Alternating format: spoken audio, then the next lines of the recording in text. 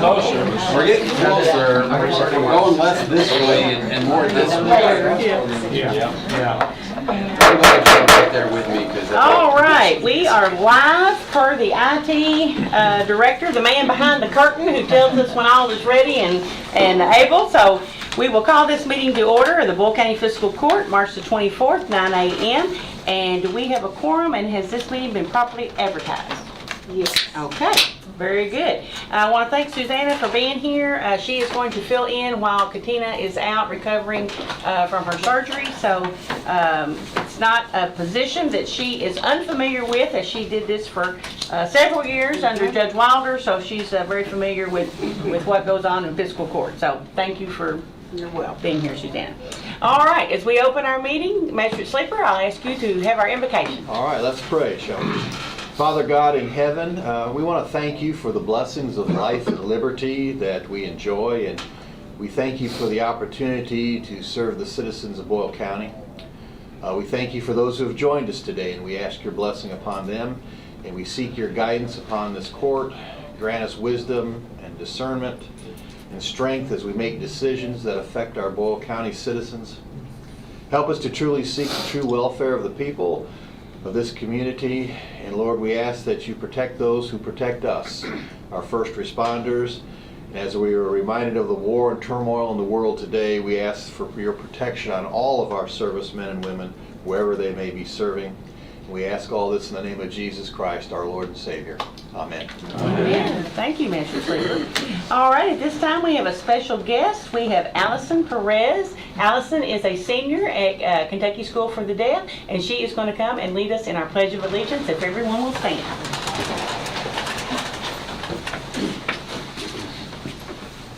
I pledge allegiance to the flag of the United States of America and to the republic for which it stands, one nation, under God, indivisible, with liberty and justice for all.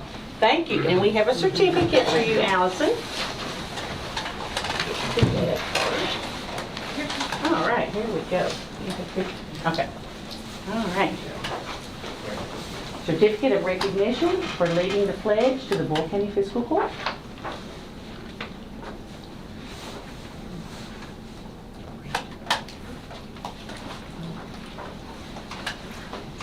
And for our guests who would not know the history,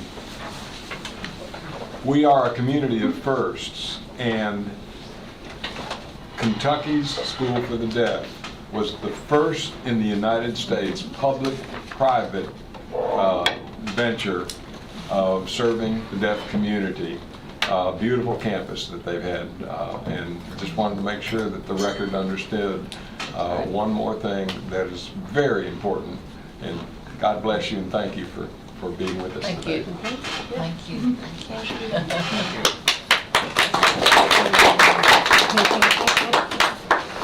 All right, thank you so much. Next, we will approve our prior meeting minutes, and that is the meeting held on March the 10th. Is there a motion to approve? Make that motion. Magistrate Cullen, is there a second? Second. Magistrate Sleeper, any discussion on the minutes? Seeing none, all those in favor signify by saying aye. Aye. Any opposed, nay? Motion carries. All right, next we'll have our budget transfers. Good morning, I have budget transfers, $119,266. Make a motion, we approve. Magistrate Cullen has the motion, is there a second? Second. Magistrate Sleeper. I'll get you on the next one. Any discussion on budget transfers? All those in favor signify by saying aye. Aye. Any opposed, nay? Motion carries. Cash transfers. I have cash transfers from general fund to the road department for $50,000. Make that motion. Right, I got more. She got General to the jail, $150,000, and general to EMS, $150,000. Okay, I have a motion by Magistrate Ellis. Is there a second? Second. Magistrate Bodner.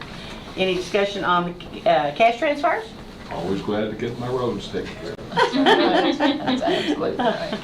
All those in favor of the motion signify by saying aye. Aye. Any opposed, nay? Motion carries. And next, we will approve our bills. Miss Elena. Good morning. Good morning. Good morning. All right. You all will see in your bill packet there, the total amount of bills we need to pay this meeting is $534,147.66. And there are no last minute add-ons. Oh, great. Make a motion, we approve the bills as presented. Okay, we have a motion by Magistrate Gaines, or a second? Magistrate Harmon. Any discussion on the bills? Seeing none, all those in favor signify by saying aye. Aye. Any opposed, nay? Motion carries. Thank you, guys. Thank you. Thank you. All right, next up, we've got 3 proclamations, and the first one will be for the Red Cross Bluegrass Proclamation. March is Red Cross Month, and we have Priscilla Johnson and Tyler Moore with us representing Red Cross today. Lynne couldn't be with us today, but she has sent 2 fine representatives, so we appreciate you all being here. So I'd like to read this proclamation for you all to present.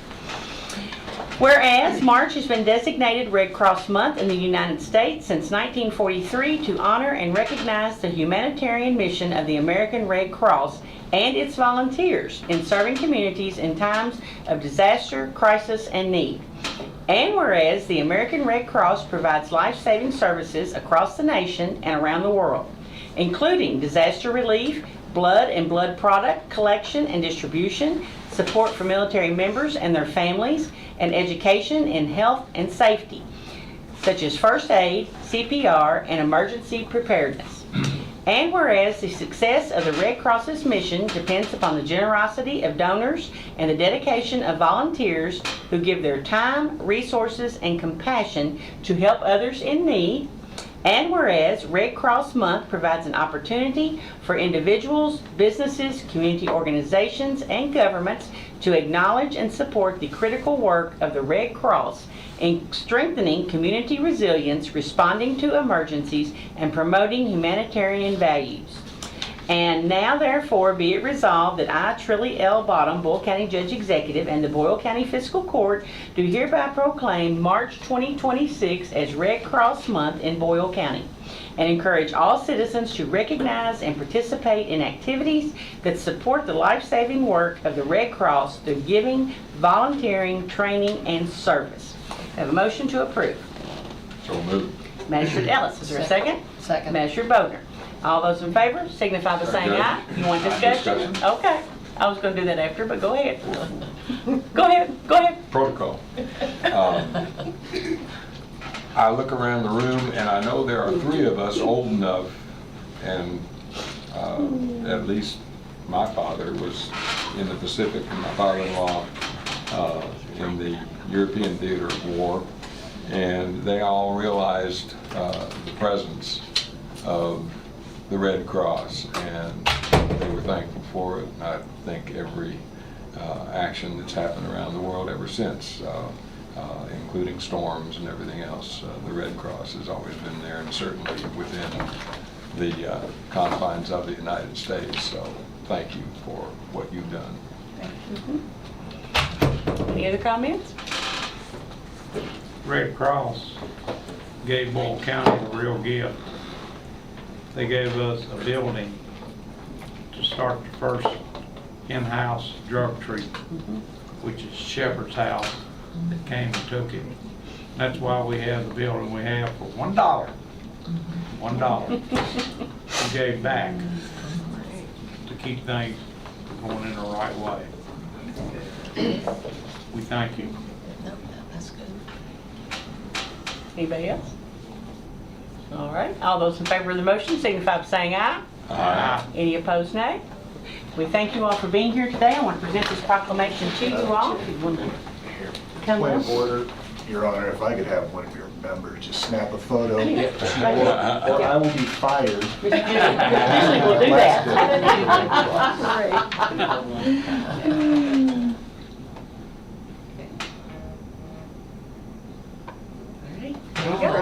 Thank you so much for being here. We appreciate everything that you all do. Thank you. Mr. Ellis, thank you.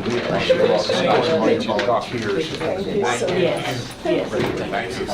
Well, you are welcome to make comments if you like. If you all would like to make any comments, you're welcome to do so.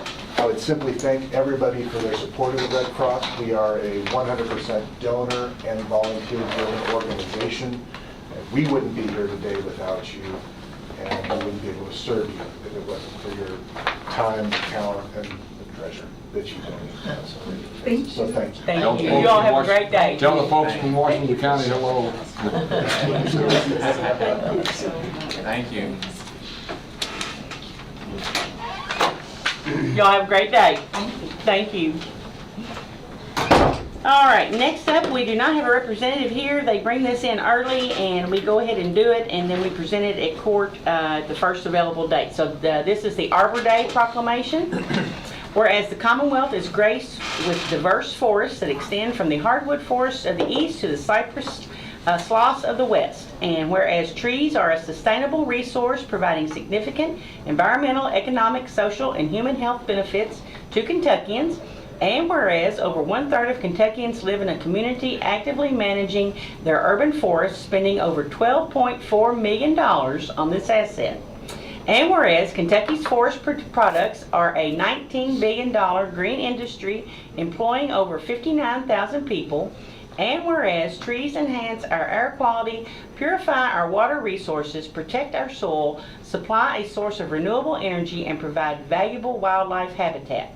And whereas forests improve our health and offer a place of recreation and solace. And whereas trees and healthy forests enhance the quality of life for all Kentuckians. Now therefore, I, Trilly Bottom, Boyle County Judge Executive, hereby proclaim April 3rd, 2026 as Arbor Day in the state of Kentucky. I urge all citizens across this great Commonwealth to participate in the observance of this day by planting a tree. Our reward and that of future generations will be a more beautiful Kentucky, whose health and well-being are sustained by this great natural resource, our forest. So everyone go out and get a tree and plant a tree on Arbor Day.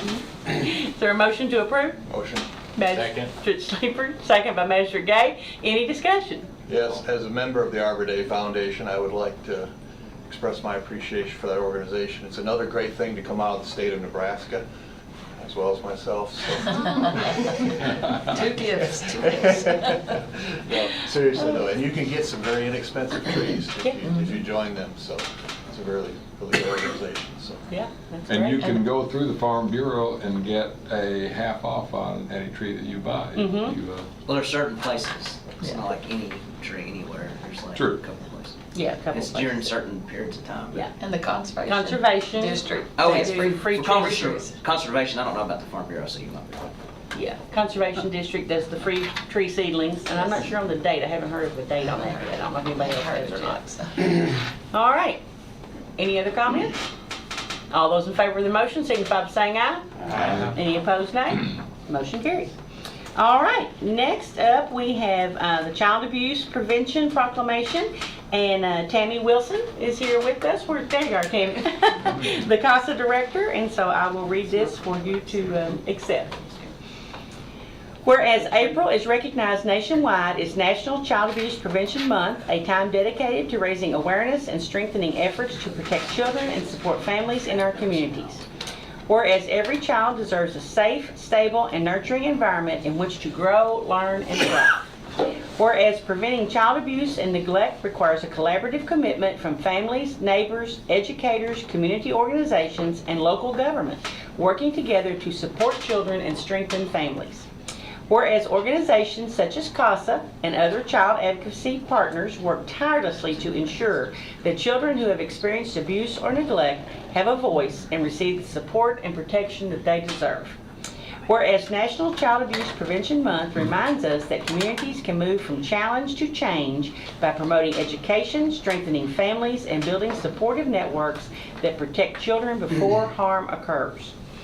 Whereas the blue pinwheel has become a national symbol of child abuse prevention, representing the happy, safe childhood every child deserves, and reminding us that everyone plays a role in protecting our youngest citizens.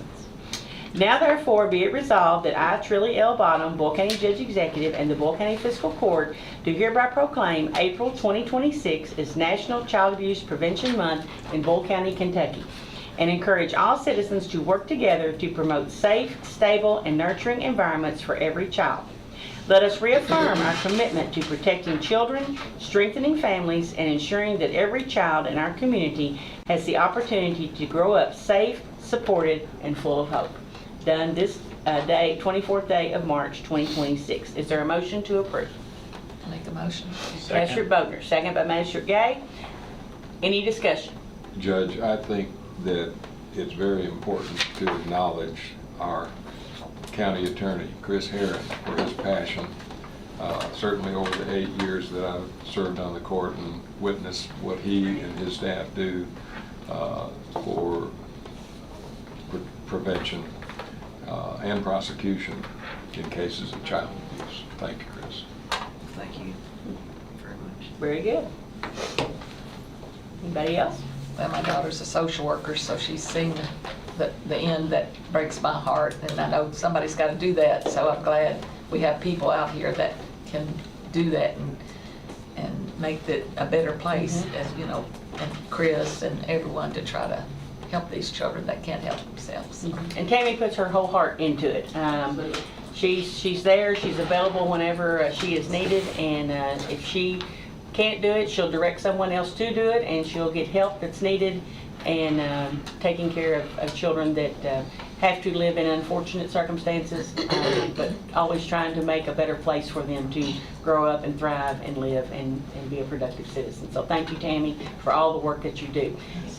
CASA's been one of the organizations I've always supported the most. I've got to serve on their board. And they're that voice for a child that can't speak for his or herself. I think they're great. We have a lot of great social workers out there, but they're bombarded with cases. So to have, a CASA worker to be that voice for this child, it's very important. And they speak up in court and advocate for that child's best interest. So thank you very much for all you do. If you don't have a heart for it, you couldn't do it. So Right. they won't stay in it. Right. Yes, we have some great volunteers that, right from right here in our community. And so that's, one of our biggest needs is if, you know someone or, yourself would like to volunteer, then we're always seeking volunteers. But, the main reason that I like to, get out and spread the awareness is for that right there. Because, even though it might not be for anyone sitting in this room to volunteer, the more you learn about it, the more it's like ingrained in your mind, it's easier for you to speak about it when you're out and, in the public. And, child abuse and neglect is a hard topic to talk about. But it happens, all across our county and all across our state. And, we are striving to work with other organizations for the reconnection of families, the healing of families. We do a lot of in service with all of the different organizations across the community that deals with mental health issues, substance abuse issues, all of that, because ultimately, yes, we want the safety of the child, but we also want the wholeness of a family. Sure. All right. All those in favor of the motion signify by saying aye. Aye. Any opposed, nay. Motion carries. Tami, if you'll come up. And Chris, would you like to join us? Sure. And we will be having a pinwheel planting. It's April Yes. 2nd. Yes, it's April 2nd. Okay. So all the pinwheels that are planted out on the courthouse lawn represents one child of the petition that was for Boyle County. Okay. So as you're walking by them, the pinwheel represents a healthy, happy, childhood. As you're walking by them and as you see them, stop. Say a prayer for those children. Say a prayer that they're going to end up finding happiness and completion, and for their parents that they'll find happiness and completion, because none of this, happened. There's maybe, 5% of the cases that we see is just pure evil, and the other is circumstance. So just saying a prayer for the family as a whole and for the children. Thank you for that. Yeah, and I'll send the time too. Okay. That's what I was going to ask. Yeah, I'm still waiting for Judge Petrie to see what time he can do it. So. Don't put me right in the middle. I'll let you hold that. How about that?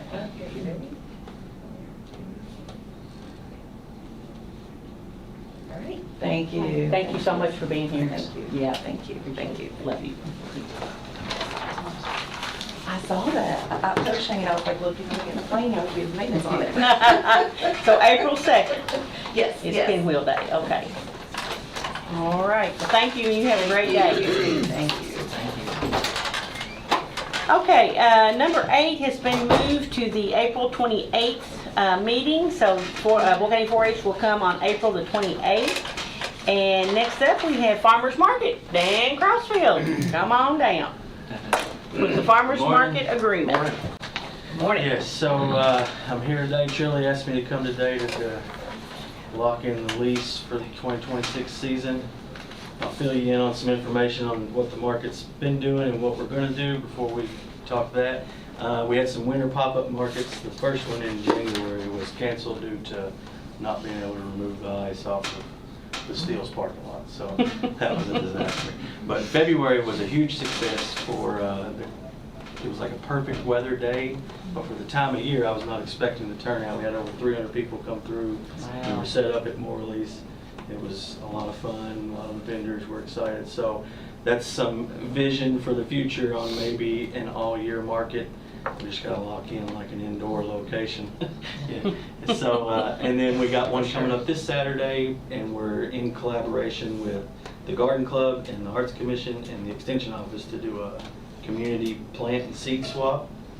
So this is something new for Danville and Boyle County on this size scale. The Garden Club's always done one, but it's been real small, so we're gonna up it, maybe turn it into an annual thing, and come and bring seeds and swap them, and there's gonna be some real rare stuff there. One guy's coming out of Washington County that has some kind of plant that people thought were gone, and he's brought it back and revived it out of China or something. So we got a lot of people on Facebook looking at that. Now, when is that again? This is this Saturday. This Saturday. 10 to 1 at the Extension Office. Okay. And then I want to discuss about our annual donation we've been given to the county. Fill me in on some information. Does that money go into a general fund for the square or for all state parks?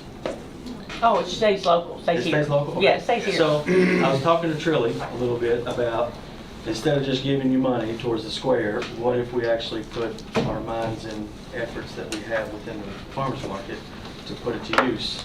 So I was talking to her about possibly coming up with some kind of grass seed regimen over the next, we're looking at the next 3-year program type thing.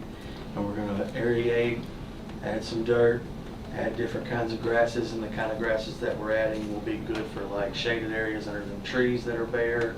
It'll be good for our high foot traffic that the market brings to the square. You'll actually have some green in the winter. I don't know all the different grasses. I have 3 great minds within the market that's working on it. But it's right at the same amount that we've been donating, so instead of giving you just the money, we would like to do this instead as our donation. So the donation was, and I think that's fine, but the donation was kind of one of those things where we put it back in the endowment fund for the actual park itself. Yeah. So all the work that we've been doing to the structures all over there, we just put that money in there, so that way we can, redo that. And it was just kind of like, when Jamie and I really pushed to have the market put back at Constitution Square, it was at no cost. And that was one of the drivers that moved the farmers market out of Constitution Square. As previous courts was trying to charge money for it, and we just said, if you happen to have a profit one year and you have the ability to maybe give back, we'd like to see it go towards the endowment. And that endowment fund's been great because we've been able to do a lot of building. Yeah, and we've seen it since we've been there. Yeah, and so that endowment fund was started previous courts, and it was great. And so that was kind of where we said, hey, if you're going to see something come out of this farmers market and you have the ability to give it back, let's try to spruce up that park because it only benefits you all and the people. And I like that idea, and I don't mind doing both. In my head, that's like the only negative thing the market does at the park is we damage the grass. That's 100%. Which was the funny thing because other people on the court were really opposed to having it there because they were worried about the grass being damaged and other things. And several of us wanted to be like, well, that's what a park is for. And grass will regrow. And we do, and the vendors that are like consistent and really busy, when they move a lot in their little square booth, their little spots are solid dirt, and it kills me because, that's the only negative thing I see other than it's chaos down there Saturday mornings. That's all positive. And that's all good, Yeah, too. yeah, that's all But that's a good. good thing, yes, which makes me I'd nervous. be for worried if there safety wasn't reasons. worn Yeah. grass out there, and Yeah. the fact that there is worn grass is awesome. Yeah, And so it's some just, of the farmers were like, well, we know grass is better than most, and one of the farmers is a landscaper too, and he's like, I got an aerator machine. So I was just like, well, we don't really have the funds to donate the money and do this, but. the idea is to give back to the park. Right, yeah, so I'm good with that too. And So it's a 3-year program. And Yeah. I think after that, it'll be like a very minor maintaining. I've already made contact with Casey, so he's aware, like, if we approve it, we're rolling in this week to start doing it, Yeah. because we're in that time of year. Yeah. So instead of a monetary donation, it'd be an in-kind donation. Yes. Yeah. Yeah. Just so if you could, I mean, you probably need to do that for your own self, but if you could track it in some way too, so that Yes. each week, either we can say, you know, you can kind of present, this is what we did in kind, in kind, that helps greatly. Yeah, and I can give you a report at the end of the year like I have been, and we'll. Before and after photos and all that good stuff. Yeah, we're gonna use it to our marketing advantage. Yeah. for Yeah, sure. yeah. And, yeah, like, to echo what Magistrate Cullen was saying there, yeah, I mean, I think having wearing the grass out is not a bad problem. We want to see it built back up and replaced, but that and chaos, and it's just like when people talk about having a parking problem downtown, I'm like, when you don't have a parking problem downtown, that's when you got a problem. Right. So having a parking problem is a good thing for a vibrant downtown. We got people moving around, you got cars downtown, you got people doing things downtown. That's a good problem to have. We're actually very much working on something to actually have more of a dedicated, covered spot for the farmer's market. Like, we have a long-term idea for the farmer's market. That Long-term goal. I'd like to be in on that. when we get to a point, we will definitely keep you informed, because And with you saying that, I want to throw that out there. We have a new member on our board, and she has done farmers markets and farming her whole life, and it's what she does. She started a nonprofit in Pennsylvania for a food as medicine, and now it runs itself, and she's done these things in Germany and Switzerland, all over, and she is like a grant guru. And so when you move forward on this, please let me know, because she could probably because that's one of the big things. The state actually has a lot of grant money towards farmers markets, and that's one that we'll be leading on. So that's great to know. Well, please, fill me in on that. Okay, All right, so with the lease. So thanks for that. Yeah. Now we need to approve the lease agreement. Nothing has changed except the date. Everything stays the same, and just need your approval to renew the lease for 1 year. Well, I'll make a motion, we go ahead and approve it and discuss something. All right, Magistrate Cullen, second by Magistrate Gay. The only thing I have with section 2 is, it's got their standard days in there, which is great. But then it says the market may utilize the above described premises for certain special events, provided written approval thereof is obtained from the county following a request submitted to it by the market at least 30 days in advance. Is there any way we could kind of cut that down? Because if something pops up and you guys have some, I would love to see some night markets, on Thursday nights or whatever. Yeah. Those are kind of things I think would just be great. And I don't want you guys, you only have how many weeks of the actual farmer's market? 26, so 30 days on a 26-week schedule is a lot of time to ask. So I don't know. Do we want to do 15 days or write something in there that kind of just... Or 2 weeks? 2 days? Since 2 weeks, we gotta approve it anyway, so does it even need a... I think the only reason that we have something in there is in case something else has been approved for use of the park. We could just have following a request submitted to it by the market. Yeah, I think, it just has to be requested, because we just want to make sure there's no conflict. Yeah. And if you throw in there something, as long as there's no other conflicts or conflicts have been, We can change that. Yeah, we can make that change, and then I just want to give if you you all as much include that time to in your use that motion. property to do as much as you can with farmers markets as possible. Absolutely. Yeah, thank you so much. Okay, so we can include that in the motion to make the change and go ahead and sign without bringing it back. Sounds great. Chris, you got any? Second. No, I can make that work. Can you? Yeah. I believe in you. Okay, Magistrate Allison. My only concern on grass is we've had 2 summers of drought, Judge, I'm not sure what we do in terms of the flowers in the President's Circle. Do we water that? Okay. We do. Casey does. We may need to coordinate with your volunteers. So I know some of the grasses they're planting, the roots they have roots that develop deep for drought reasons, so they can pull moisture that's way down in there. But as you're getting started, Yeah. we're already Yeah. late. Most grasses farmers will plant in February and March. Yeah. So we may need to give them access to water, Judge, if your volunteers He's come working back. with Casey already. Yeah. I'm working with Casey. Is Okay. anybody Casey's our opposed to us groundskeeper over using there. some Yeah. of the Yeah, I water? know. Yeah. Yeah. Cool. Yeah, All right. yeah, they'll have access to water. Sounds good. They got access to whatever they need. Good. Perfect. Pretty much. Yeah. And Okay. April 25th is opening day, so. All right. April 25th, okay. For smiling faces. All right. Sounds good. Actually, I won't. I'll be like a chicken with my head cut off. Okay. Thank you. Any other, we'll make that change to the lease agreement, and any other discussion on the lease before we approve it? Okay, all those in favor signify by saying aye. Aye. Any opposed, nay? Motion carries. Thank you so much. All right, thank you. I'll see Now you. go home and take a nap. I'm going with it. Hey, Tom brought Thanks, up, Dan. Judge, question. Tom Yes. brought up the Governor's Circle and the flowers. Is that, who's supplying the flowers for that this year? Boyle County FFA. Good. We ordered them back in January. Perfect. Yeah, they will be red and white Wonderful. for America's 250. Yes. Okay, Shepherd's House, Jarod Thomas, welcome. Hey, thanks for having me. I just wanted to update fiscal court on some changes that we've made. One thing that was very important to us early on, me and Barry, was the community involvement, this being the first community treatment center, literally. We thought we had, between Roger Fox and Bryce, we had some good go-between, so we've made some moves. First, I want to have James Ellis come up.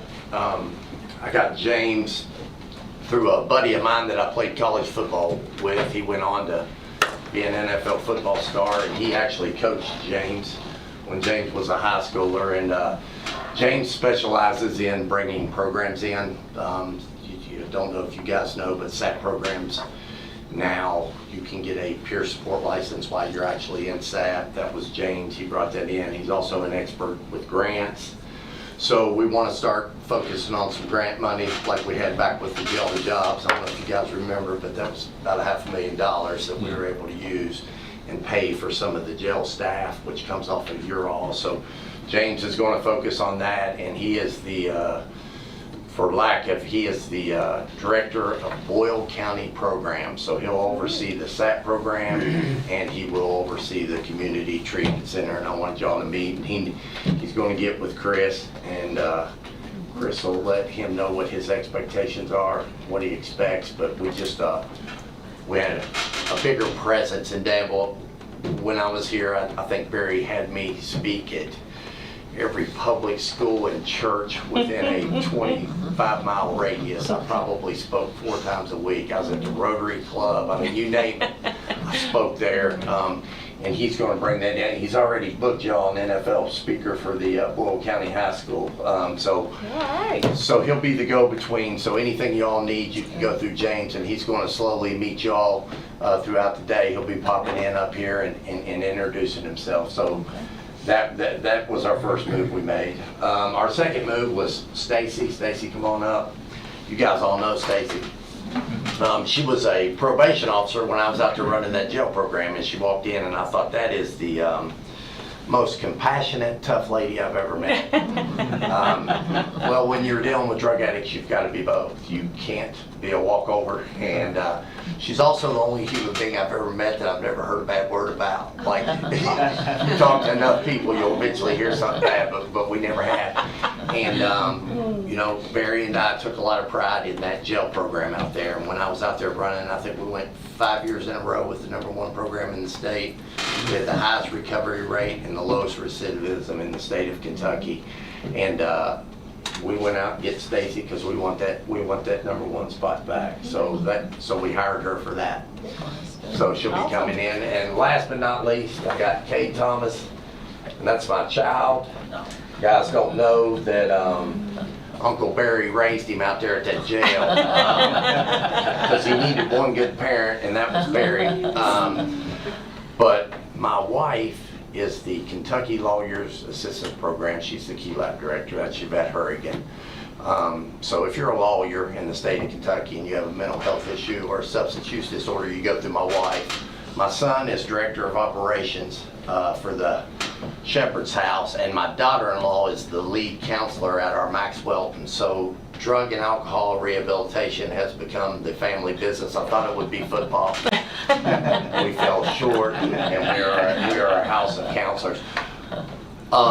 That is all the new faces that you guys will see. All three of them will be heavily involved in community. Stacy's basically in the jail, but I'm also going to pull her out from time to time because everybody knows Stacy, and she's a wonderful communicator. So we're really excited about the new team that we have down here. So I just wanted you all to meet him, and then James will start appearing monthly to give you all the reports that you get. So we'll get your contact info. Yeah, so we're going to have him come in and give you a breakdown financial report of how much money we save by each person we pull out of jail. Now, jail census is way down anyway, but when you were there, Barry, we were up over 400. Yes. We were 411 the day we opened that program. We were at 411. I think they're a little over 100 right now. Which, you got to kill somebody to get jail time now. That's what happened. so that's what happened.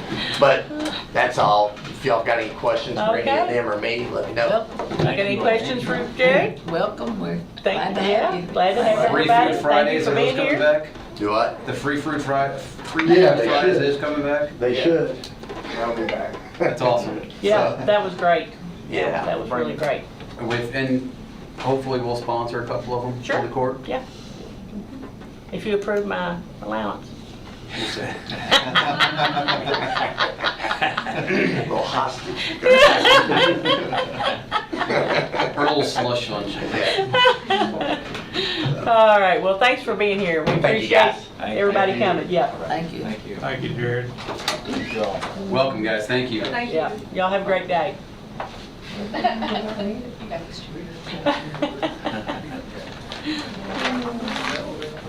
How are you? And to just flow right on in comes the jailer. Good morning. Jailer's here for his budget approval. I'll give you our numbers real quick. Today, we're housing 39 Boyle, 63 state, which 32 are SAP, 0 for other counties, and puts us at 111. So that's our numbers today. Okay. 39 inmates, that's all we got in there. Losing money on 63, I love it. Oh no, wait, they gave us another $4. $4, yeah. $4. And they're gonna pay their medical now that they have to pay anything above normal now. So those $95,000 prescriptions and $10,000 prosthetic legs, which, I'm sure they'll still argue that that's basic. No, I don't think so. Start going to Trump RX. All right, what you got for us, Mr. My Wofford? budget. Okay. Anything you want to say about it? I move we approve the budget as presented. Second. Got a motion by Magistrate Gay, second by Magistrate Ellis. Any discussion on the budget? Brian, I've got a good friend from Boyle County, and he just was shocked when he found out what our budget is. Do you recall in rough numbers 8 years ago when 3 of us came in?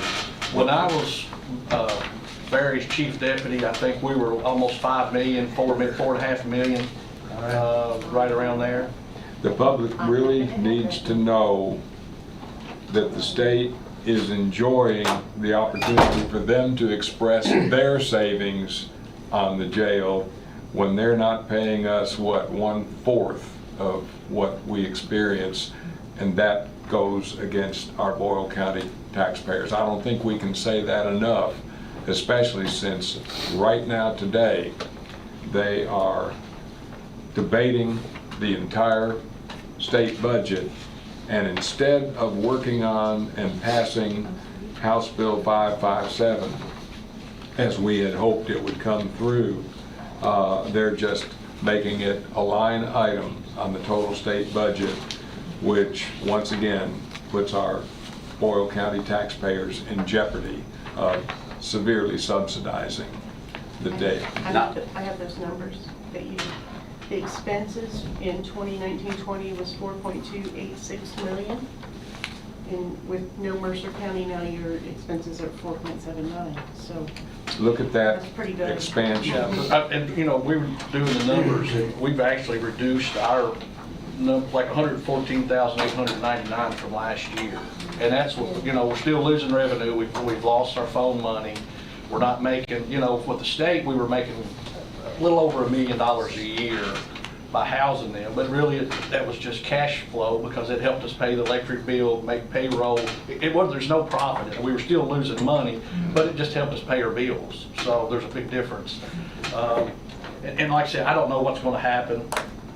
$4 is nothing. It wouldn't matter. I mean, it's about the same if they took $4 away. That's how much difference it's going to make. It's not going to help us. I'm reserving the language that I'd like to use for that $4 that the state is offering. Boyle County only inmates. I'm okay with that. Yeah, I know I'm you okay are. with that. If that's something we need to do, like I say, I'd like for the fiscal court to vote on it. I'd like to get a letter from the fiscal court. I'll write a letter. I did look, and I've talked to Chris about it. I don't know if he's had a chance to pull it up, but KRS says the jailer has,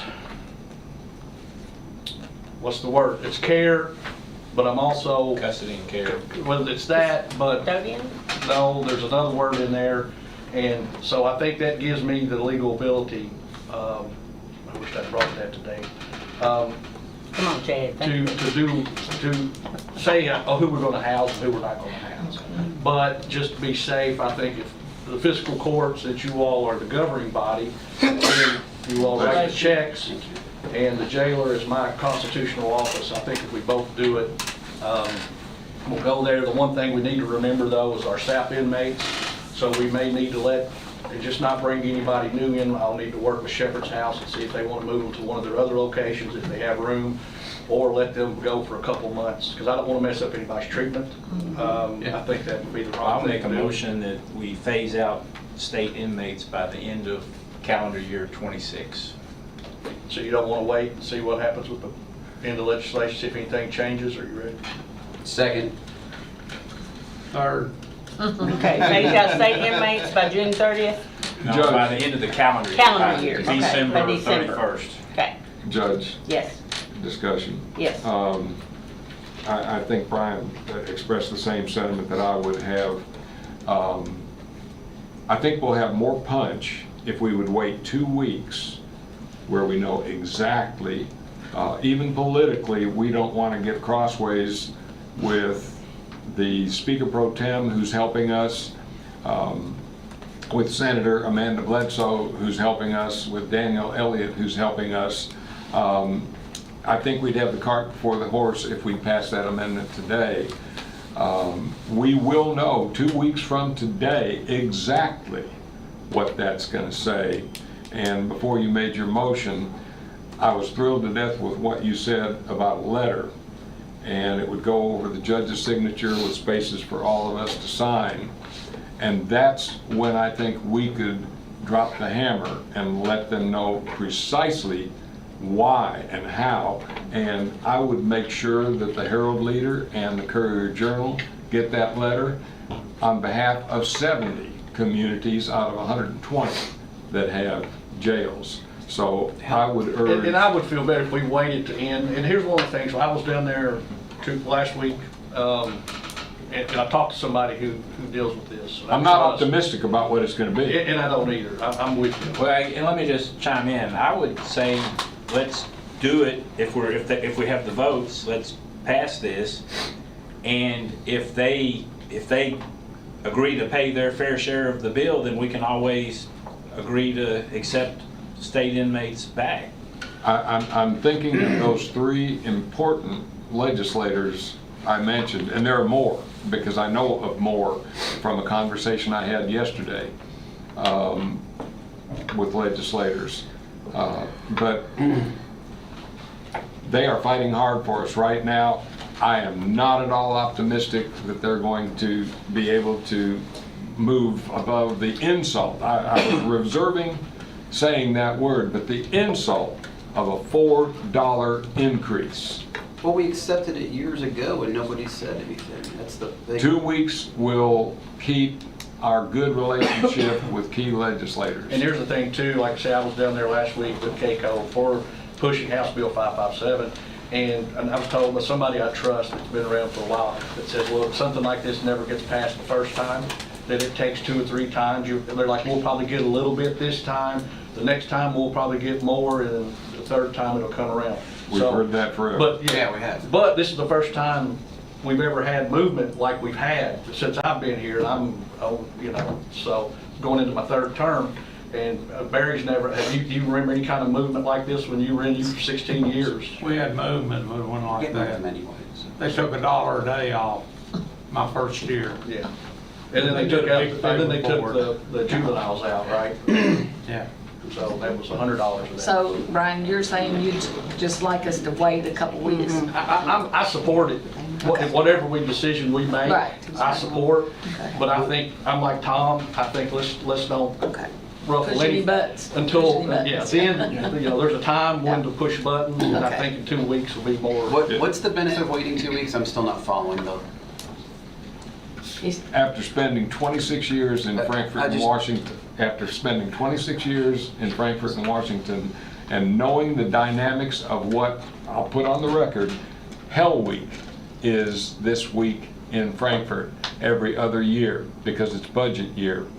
And it could be termed by our legislators and others with whom we've been working all the way to Western Kentucky, Caldwell County.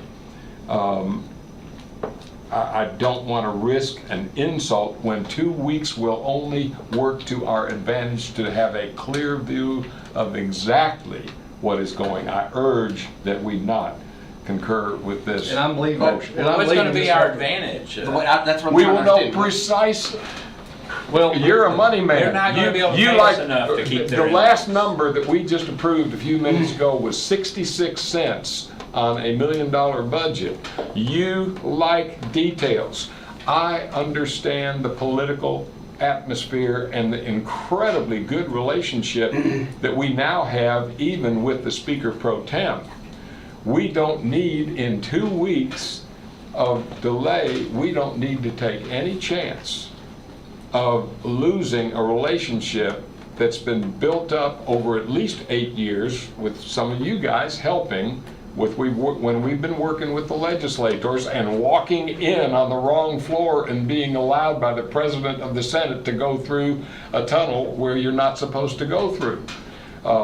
That's because of relationships that we do not need to bruise. Why are you anxious on a 66 cents type of concept of having an error made? Because I think it's time to cut our ties I with could state not agree inmates. more. And so it doesn't, I don't know that they are going to be able to come up with enough money to pay us to keep They're their not. inmates. Well, and I'm leaving a few hours ago to Bowling Green for a meeting in the morning with KJA, and they're supposed to have some information. I'd like to hear what's going to, because there may be something I don't know yet that they're going to share with us tomorrow. Amen. And look, 2 weeks ain't going to kill that break us. I mean, we've done this for 20 years. What's 2 more weeks? Well, how about this? How about we vote on it today, and then we can amend it, say that we will not send a letter for 2 weeks. How about that? Because at the end of the day, I mean, I will push in my next term when we rebuild the jail, which is what we're hitting next after we get everybody out of that government services, to have a smaller Boyle County only inmate jail. So what does it matter? We're going to save the taxpayers, money between the end of 2026 till we have that jail built by not taking these state inmates. That's the benefit of this. They may throw us a couple more dollars here or there, but at the end of the day, we're not going to have to keep paying for all of these extra expenses like the insurance, Like the fact that they don't even give us money, you know, if somebody gets time served. And that they dangle that out, that little carrot out there as well. So in the next term, I plan on not having any state inmates if I can convince the court to do If that. you would amend your motion to say that we would prepare a draft letter to be, and you can put it in absolute terms, that once we have all the details in 2 weeks, that draft letter would be finalized with the details we will know in 2 weeks, and that the judge, with our signatures, shall, the judge shall, and that's that legal word, Counselor, send that letter 2 weeks hence. And you know, if I'm gonna have to come back 2 weeks anyway and redo this, let's just do it all at once. One, that gives me time to look at numbers. And you'll know from your That's gonna change board. my budget.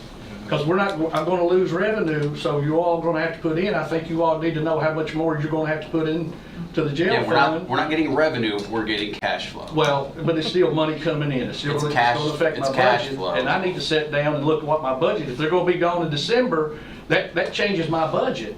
I'm gonna have to come back up here and say, with my hat in my hand, and say, hey, you all did this, I need money. So it gives me 2 weeks just to get to look at numbers, to get a better feeling before, if I'm gonna have to come back anyway. And I would prefer, you all do as you wish, but I would prefer, let's just do it in 2 weeks. Your budget is due when? Today, it's Okay, April 1st. so it would have to be an amendment to. So, yeah, the I'm gonna budget. have to come back and amend my budget. I need to know what the numbers are gonna be financially. You all need to know, as being good stewards of taxpayer money, there's some stuff we need to know, and I would just feel better if we could do it all in 2 weeks. I'm okay with it, no, I'm not against it, but I just would rather wait 2 weeks. It gives me a time to look at my numbers. Okay, so the motion we have on the floor is to phase out state inmates by December 31st, to prepare a draft letter. Yeah, With all- I'll make that, I don't mind making that part. You're making an You're gonna amendment add to that make to it a your- draft letter. Okay, prepare a draft letter that will be ready to send out in 2 weeks. Does that sound right? That's my motion Okay, with that amendment, yeah. is that your second? Does 2 weeks put us in another court meeting? Yes. Well, it'd be 3 weeks actually. And that gives me time. 'cause All the we'll have- better will know all the details. Because listen, this is not gonna be an easy thing, okay? I just can't, okay, open the door and send the state inmates out. It's gonna take some preparation. We still have the SAP inmates. What am I gonna do? I need to meet with Jarod. Say, Jarod, how do you all wanna do this so I don't hurt them? Because they've been a great partner to us over the years. And I just don't wanna. So I'm gonna bring up two things.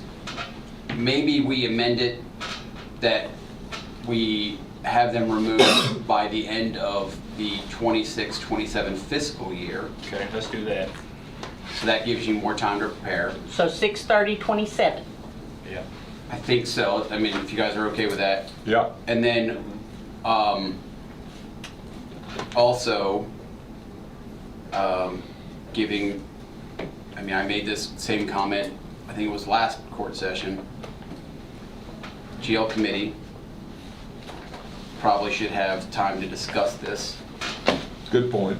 Because I'm, you know where I'm going with this whole jail thing, but it's respect out of the jail committee. Thank you. To make sure that they have time to discuss it with the jailer.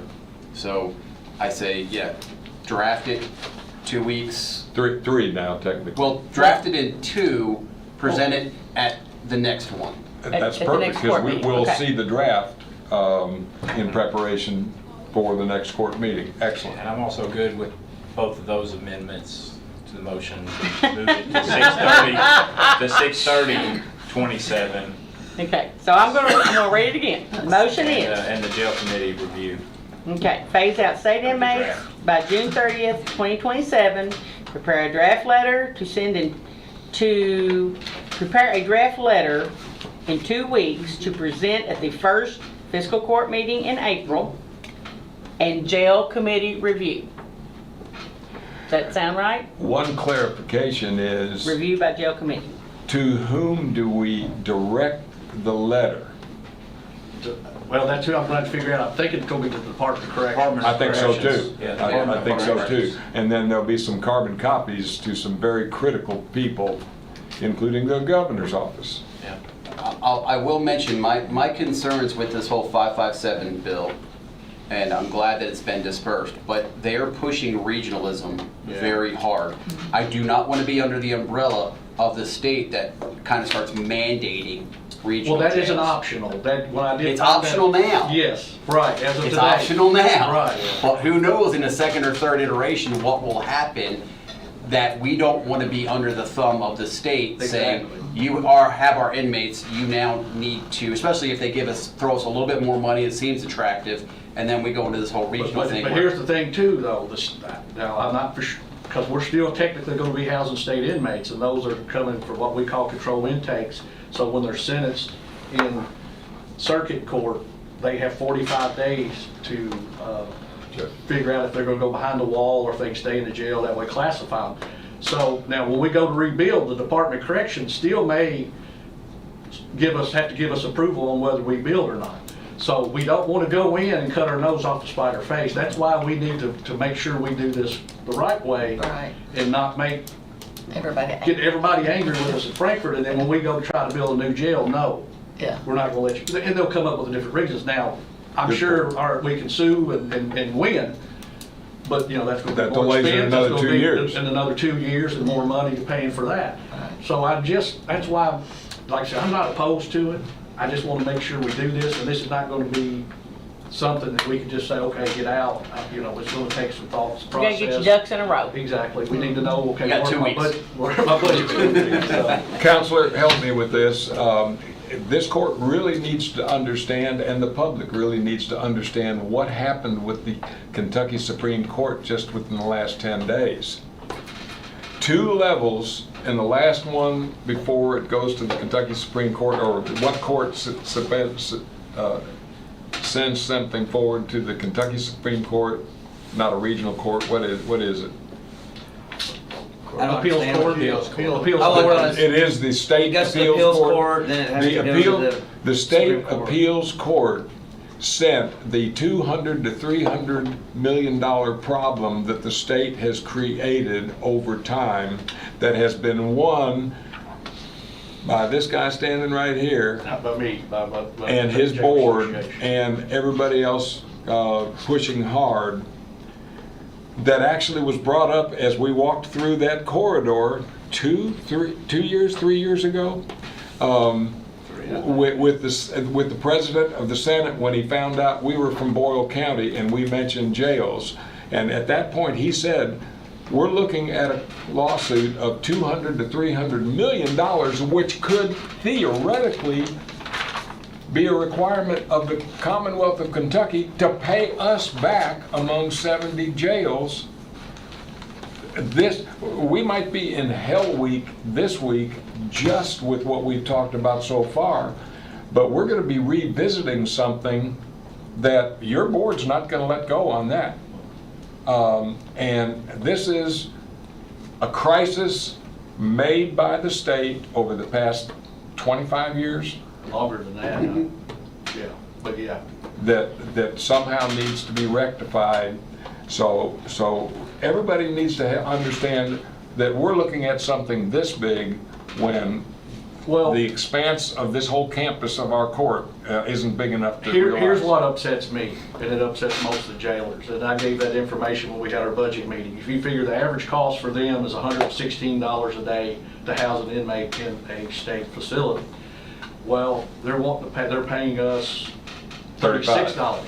If they just paid us $65, which is what it costs, that's less than half What they're doing. but not, they're taking advantage of us, and that's what makes me mad, especially representing taxpayers. Right. That, I try to be a good fiscal steward of their money, and if they just paid us half, the $65, we would be okay, we wouldn't have a problem, and cover their medical. That's still less, and they would still save money, and we would have a system that worked.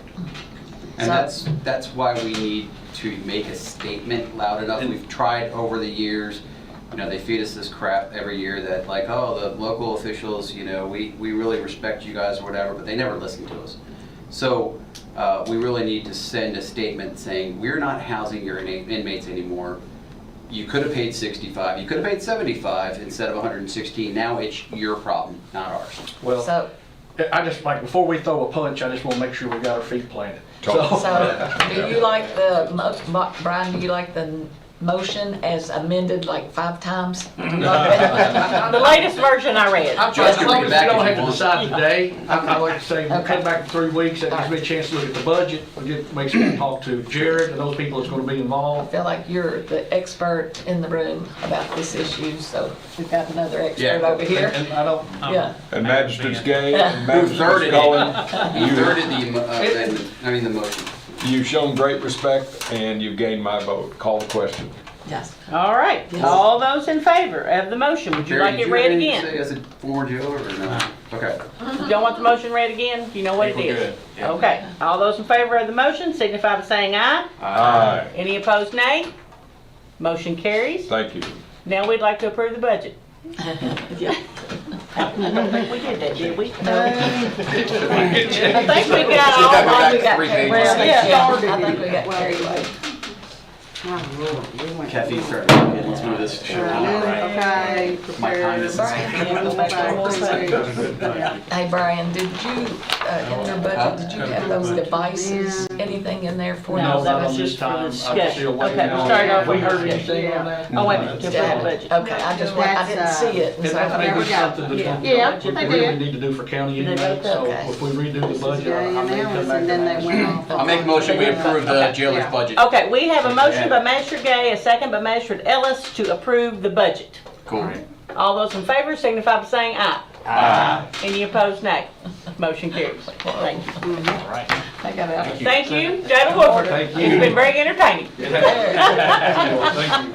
Thank you. See you, buddy.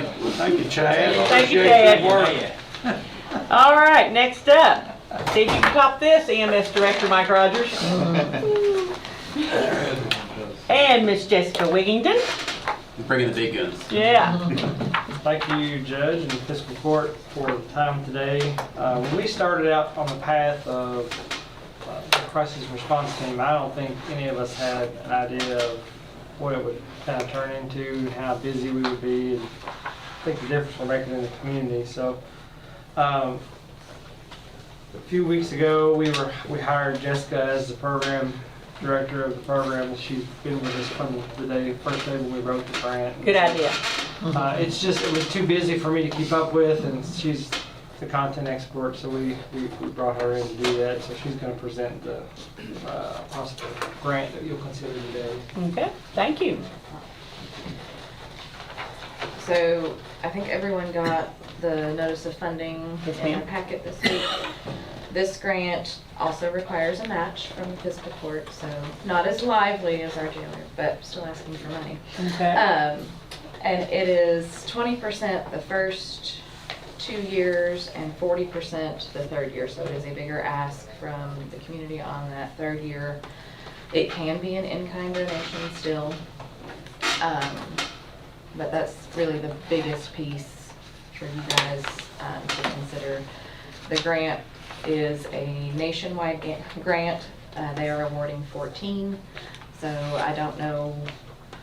I'm hoping that our chances are really good. We don't hit their sweet spot. They're really wanting people to open crisis stabilization centers like our MCAD Center in Lexington. That's kind of our line one.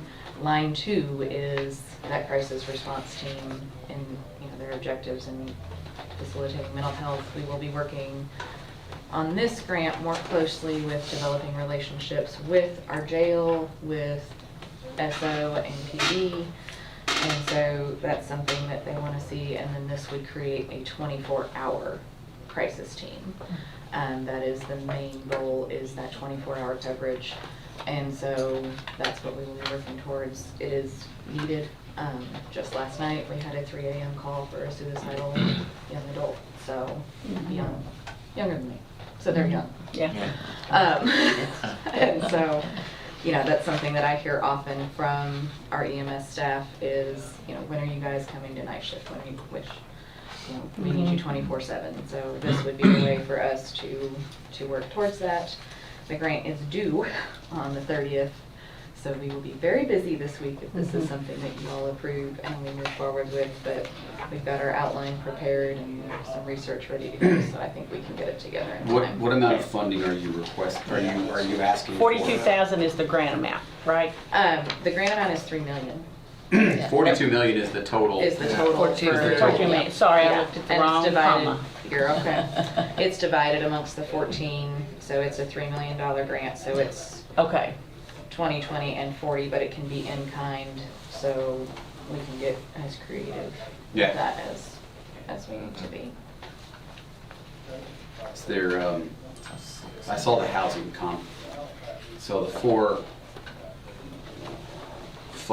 core areas is crisis stabilization center, which you've mentioned, treatment services, housing access, and electronic health record systems and technology. And our Gelada system that we use is one of our larger line items for the crisis response team, so that would be able to be rolled into that budget with this new grant.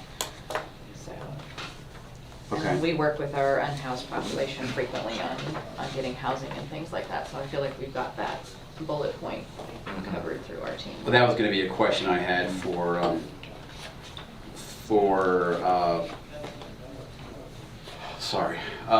the housing piece, housing access. We have those houses that could be going up there on between third and fourth. Tiny home. Yeah. I don't know if that would be any part of this puzzle or not. I had not included that to be a part of this puzzle as we've conceptualized this grant. Yeah, I don't know if that just having that piece in the community might give us a better chance of this. Yes, so, but I'm all about it. Just so we understand that the ask is either cash or in kind. The first 2 years is 600,000 each, and then 1.2 million for the third and fourth. Right. So we really have to come up with a good game plan on how we can in kind those expenses. So, but I mean that is for $3 million. Yes, and it's a possibility. Yeah. Right. But these are the things we're asking. Yep, these are the things we're asking. It has to be put in our budget. Yep. I'll make the motion. We go ahead and apply for the grant. Okay, you have a motion by Magistrate Cullen, a second by Magistrate Gay to apply for the grant. Is there any discussion? We'll get busy writing. Seeing none, all those in favor signify by saying aye. Aye. Any opposed, nay? Motion carries. Get busy. Apply. Jessica, how's your Spectrum service? They dropped off an excavator yesterday. Wonderful. So hopefully they're gonna get busy on that this week. Good. Finally seeing some folks. But tomorrow I'm going to be with their local rep who's based in Louisville, and I will mention that we need to get to work. Sergey came out and met with me. He's very sweet, and I trust that he's probably out there now digging. All right, I'm a text away. Mike, sorry. It's not the end of the month, but from the calls I've seen coming through, it seems like you guys are on a huge uptick for this month. I don't know if it's the warm weather. I don't know what it is. It's definitely trauma season. Everybody's out. Everybody's out, yeah. And that's why I was coming back up to just want to thank our EMS providers along with Dr. Grant, our medical director and coroner. He has, all the big scenes that we've had over the last month, he's been there with us working alongside and continues to compliment our crews on how calm and collected. And I think that's just this goes back to the training on the hours. I've told the judge yesterday, we report every month how many hours we do training, and it's just, their commitment to that. I just want to thank them and Dr. Grant and you all to be able to be there when the community needs us. So. Yeah. We have the best. We do. I mean, if you think about it, there's been some very traumatic things that they've had to go witness, and it's one thing to see one, but a couple of them have seen several in a shift, and that's really hard.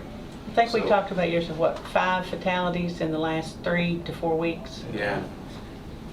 Yeah, it's so sad. So, on a positive note, you want to give a shout out on the new gift you guys got yesterday.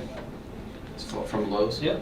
Over the weekend, Lowe's donated a grill for our crews to be able to have a way to be able to get outside and grill some hamburgers and hot dogs and whatever else it is. So I want to thank Lowe's, the management there, for doing that. It was a great a gift for them, and that we really appreciate that. So thanks to Lowe's. They've been a great community partner for a long time. Jason volunteers to put it together. Yeah. It's already together. Yeah, it's together, yeah. It's already assembled. Okay. I'll come over and use That's that. better than. I've already been looking at the weather to see, what my schedule lines up. Thursday, it's gonna be 80, and after that, it drops. All right, Thursday it is. You got a gas tank for it or what? Pick out at EMS on Thursday. Fill that bad boy up. I'm going to Sam's on Wednesday. Thank you, I appreciate it. Yeah, thank you. Thank Y'all you have a good guys day. very much. All right, do we have Kendall Clinton out there anywhere? Or Roger Johnson, I'm sorry, Roger Johnson? Roger Johnson. Roger the Dodger. You're up. You're up. He's going to give a pothole update. I love it. Fix some potholes. I just got two things on the agenda today there, Mr. Cullen, and that's what we're gonna work on, I think. Judge, point of order. Well, we took bids for our stone and rock and stone, and also for paving and asphalt. So do we wanna, Judge, do do it separately? You can, that'd be fine. And so Yep, do what we're you're. on the stone and rock. We Okay. have Quail Stone, of course, as, so I just need to get an okay on that. Make a motion. Okay, we have a motion by Magistrate Ellis, second by Magistrate Bodner. Any discussion? Do you know how much increases it all? It actually, from last year, it looks like about $1 a ton Okay, on the rock for an increase on that, okay. from last year to this year. All right, any other questions, comments? Okay, all those in favor, signify by saying aye. Aye. Any opposed, nay? Motion carries. And okay, on the blacktop and asphalt, it was real hard on that one also to pick somebody, so Alan Company is one I recommend for that. So. Very convenient. Yeah, Okay. so, So on we the had bid, yeah, we go had a ahead. little bit of an increase on that also. And actually, I was surprised, the way the oil prices and everything were on that. For paving, surface paving is what we usually get them to do. And it looks like, and I was actually surprised, it was 25 cents a ton. Difference. More than last year. So I was kind of shocked when I got that. I figured it'd be a little more than that, but they try to do us pretty good. Yeah, yeah, they. Motion to approve, Judge. Yeah. Okay, we have a motion by Magistrate Ellis, Second. second by Magistrate Sleeper. Any discussion on the asphalt? Okay, seeing none, all those in favor signify by saying aye. Aye. Any opposed, nay? Motion carries. Judge, while we got Roger here. Run, Roger, run.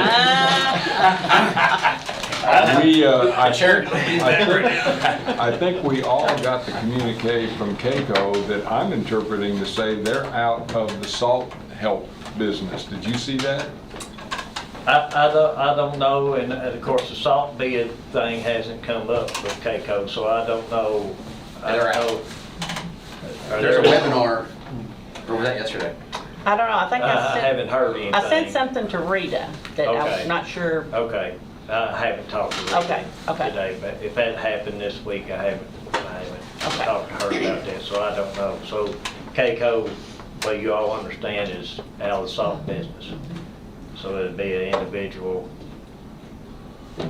thing on that, I guess. I got a little salty about it. I wonder if there's some way to collaborate with other counties or something, Judge, if you were to try to communicate. Yeah, I can do that on our next legislative Zoom. Yeah, that webinar thing though, there was a lot of information that I saw just on the front part of it. Yeah, that yeah. we talked about. I'm sure you could probably go back and watch it too. It was a free webinar. Okay. All right. Get some information. And yes, we are out patching potholes and Lots of potholes. cutting trees and Getting ready to mow. getting ready to mow and cleaning ditches and putting down some rock and all the good stuff that you do when Well, don't mow summer too soon. comes We might along. have one more snow before it's all over. No, because I took the plows and the salters off. Oh, okay. Well, we're not having any more, y'all. No more No snow. more snow. No more And snow. Not allowed. that webinar starts at 11 today, Okay, Oh, there you go. All right. Okay. good deal. and it's free. All right. I'll keep eye on that. Yeah, All right. 11 today. All right. Thank y'all. Thank you. Have a good day. You too. Appreciate it. Okay, CDP Director, Kendall Clinton. Good morning. Morning. Morning. As you all are, I'm sure, well aware, this is America's 250th birthday this year, and there's a lot of stuff being planned for the spring and summer. We've already had a couple of events. But as part of the discussions, we've been meeting for over a year, part of the discussions was to create something that wasn't just an event, something to leave behind, to remember this year. So several parties, the Public Art Committee, the CVB, Melanie Crossfield with the city, have been talking about an idea and came up with doing a mural. So that's been discussed for a while. Some design ideas have been pitched. We talked to Kirby Stafford, who is the artist that we like to use, local artists with Kirby signs.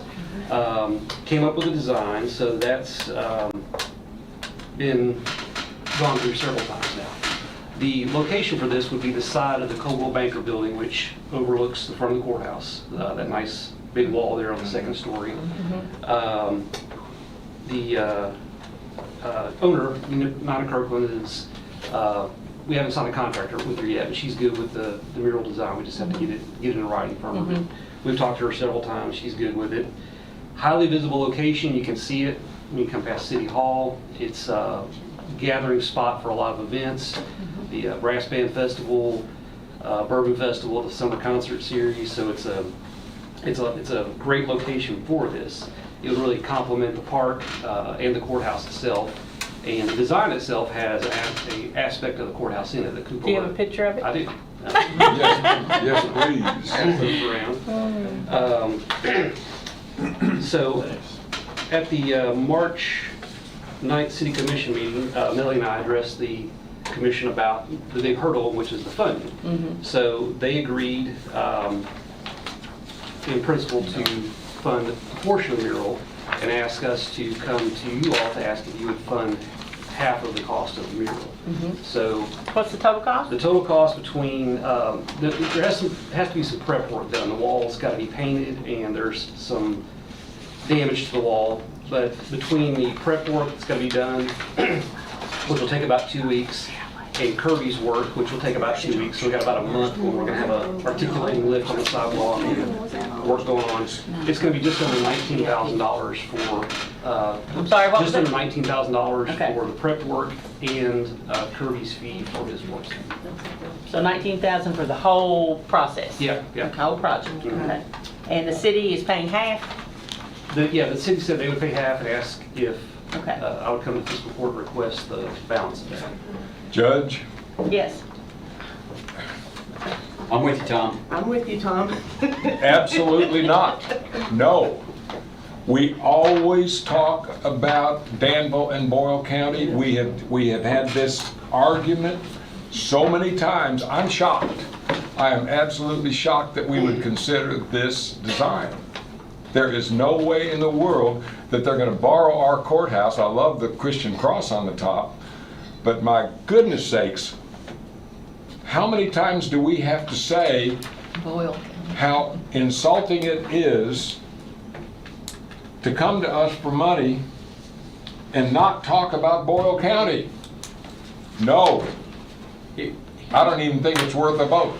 Here's one of my issues, and if I'm understanding this, we've done a lot of work in that area to really focus on veterans and the memorial out there, that's where this is going, right? It's going above. Above it. Yeah. Yeah. I just don't think it, I mean, this is a very dark, bold thing here. I think that would just really overshadow all the wonderful work we've done for that whole memorial area.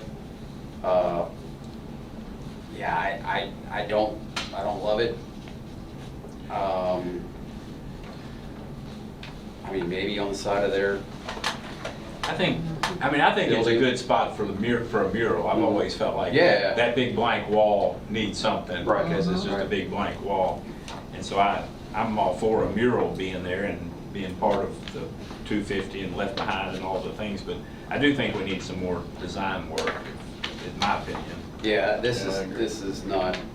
This looks like it would be better over on the, the building there, where the new art building they bought, rather than right next to the courthouse. Is there any reason why it didn't say birthplace of Kentucky? That was a design that Kirby had come up with. We did talk about Ellerson's Birthplace of Bluegrass, about whether that needed to be changed. And this was the design this is probably 2 months old. And this is what was presented to the City Commission. So, who was involved in this design? Who were the people who brought it forward? well, like I said, the Public Art Committee, Melanie with the city, and Kirby's the one who actually came up with the design. He was given the parameters of a mural to go in that space, and that was the design that was come up with. I mean, it's really nice looking design. I just wish it could include. Yeah, I think we just maybe see if we can get some more work on the design. Maybe instead of birthplace of the Bluegrass, maybe have Boyle County KY. Danville cannot be any bigger than Boyle County on this. We've talked about this, about the magazine. We've talked about the sponsorships. Where Danville's this big and Boyle County's down here as something that if you have a spyglass, you might be able to see it. There's got to be equal representation, equal visible representation, or I absolutely cannot spend county dollars from Forkland, from Perryville, and any other area in my district. And Melanie couldn't be here this morning. She had a budget meeting, but I'll get with her after the meeting and go back over this. I mean, I can't say enough. I mean, it's better over where that Marini Cafe, that's where this particular design would probably look better than over here. You know, I will say, Tom, the only, generally there's always a, what a cornerstone city that most people know more than the county. Lexington is no more than Fayette. Louisville's no more than Jeffersonville. So I agree that Boyle County should be in some sort of design that's going to be. And Junction and Perryville. Yeah. And there are so many important things. My gosh, the Gettysburg of... Tom, I understand. I'm not saying they're not. I'm just saying that a lot of times when you see a lead city in there, it's because that's fine. That's the anchor city, I guess is what they could kind of call it. Totally agree. Yeah. But and in this case, it's in Danville, and Constitution Square is in Danville. And I understand Perryville, and I understand your point. Don't hear me wrong, but they can do murals as well in Junction City and Perryville. And then I would hope they would include Boyle County in their mural. There can be little visible things of Junction City, of Parksville, of Mitchellsburg, of Perryville. So then Perryville has its own mural, right? It's under one of the buildings? No. Well, they have one there on the side of the furniture store. And I still hear about the Danville Water Tower deep in my district. It doesn't say anything at all. I mean, that riled the city council in Perryville when that took place. So how long how long does it take you to get another design? I mean. I have to talk to Melanie and then go back to Kirby.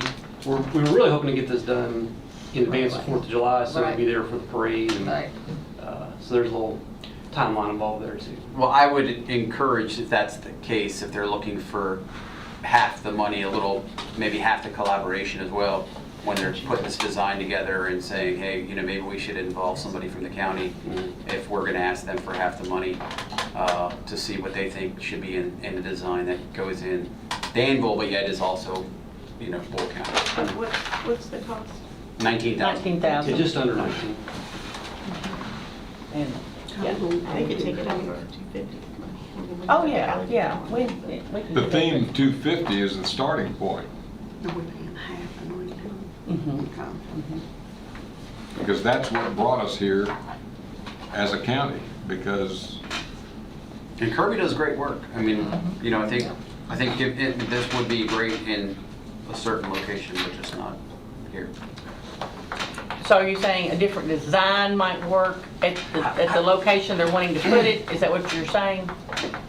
I just don't want to take away anything from that. I don't know. It would be nice if we had some sort of But if we something had with a nice veterans. mural up there, it might actually draw people Yeah, towards that's the what I'm monuments. saying. That's what I'm They would thinking see the too. mural and then come. And it incorporated some of that, you know? but the city's gonna have to come up with everything on that one. I guess what I'm saying is I don't, if the place has already been No, it's fine. I mean, determined, it yeah, can be I don't determined, and think we can, that's fine. Yeah. I just Same think thing about that. that's something that complements yeah, the area. the area instead of with this one. Okay. All right, so no action today. We'll see, Kendall, let me know when you've got a new design or a whatever, and we'll get you back in here. I hate to recommend this because Julie is on overtime, but I'd sure like to have her or perhaps somebody with better color sense than me from the court on this committee. I can recommend a color. No, never mind. This design's fine. Sorry, Tom, I had to do that. Thank you, Kendra. Appreciate it. So we're All just right. no action, or No we're just action. flat out rejecting it? No action. Well, it's up to you all.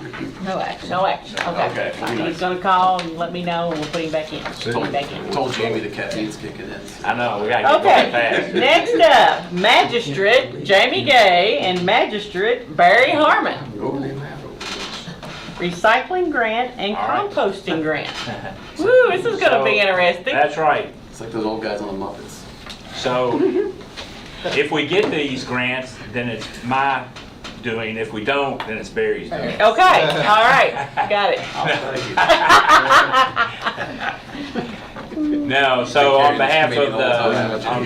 the Solid Waste and Recycling Committee, while Angie is out playing in some beach area, I guess. She might be listening, so that's as much as I can say about it. Right. Or she'll watch the tape anyway. That's right. She's making friends with the cartel down there. You don't want to upset her. Right. So we have two grants to present and hopefully approve today.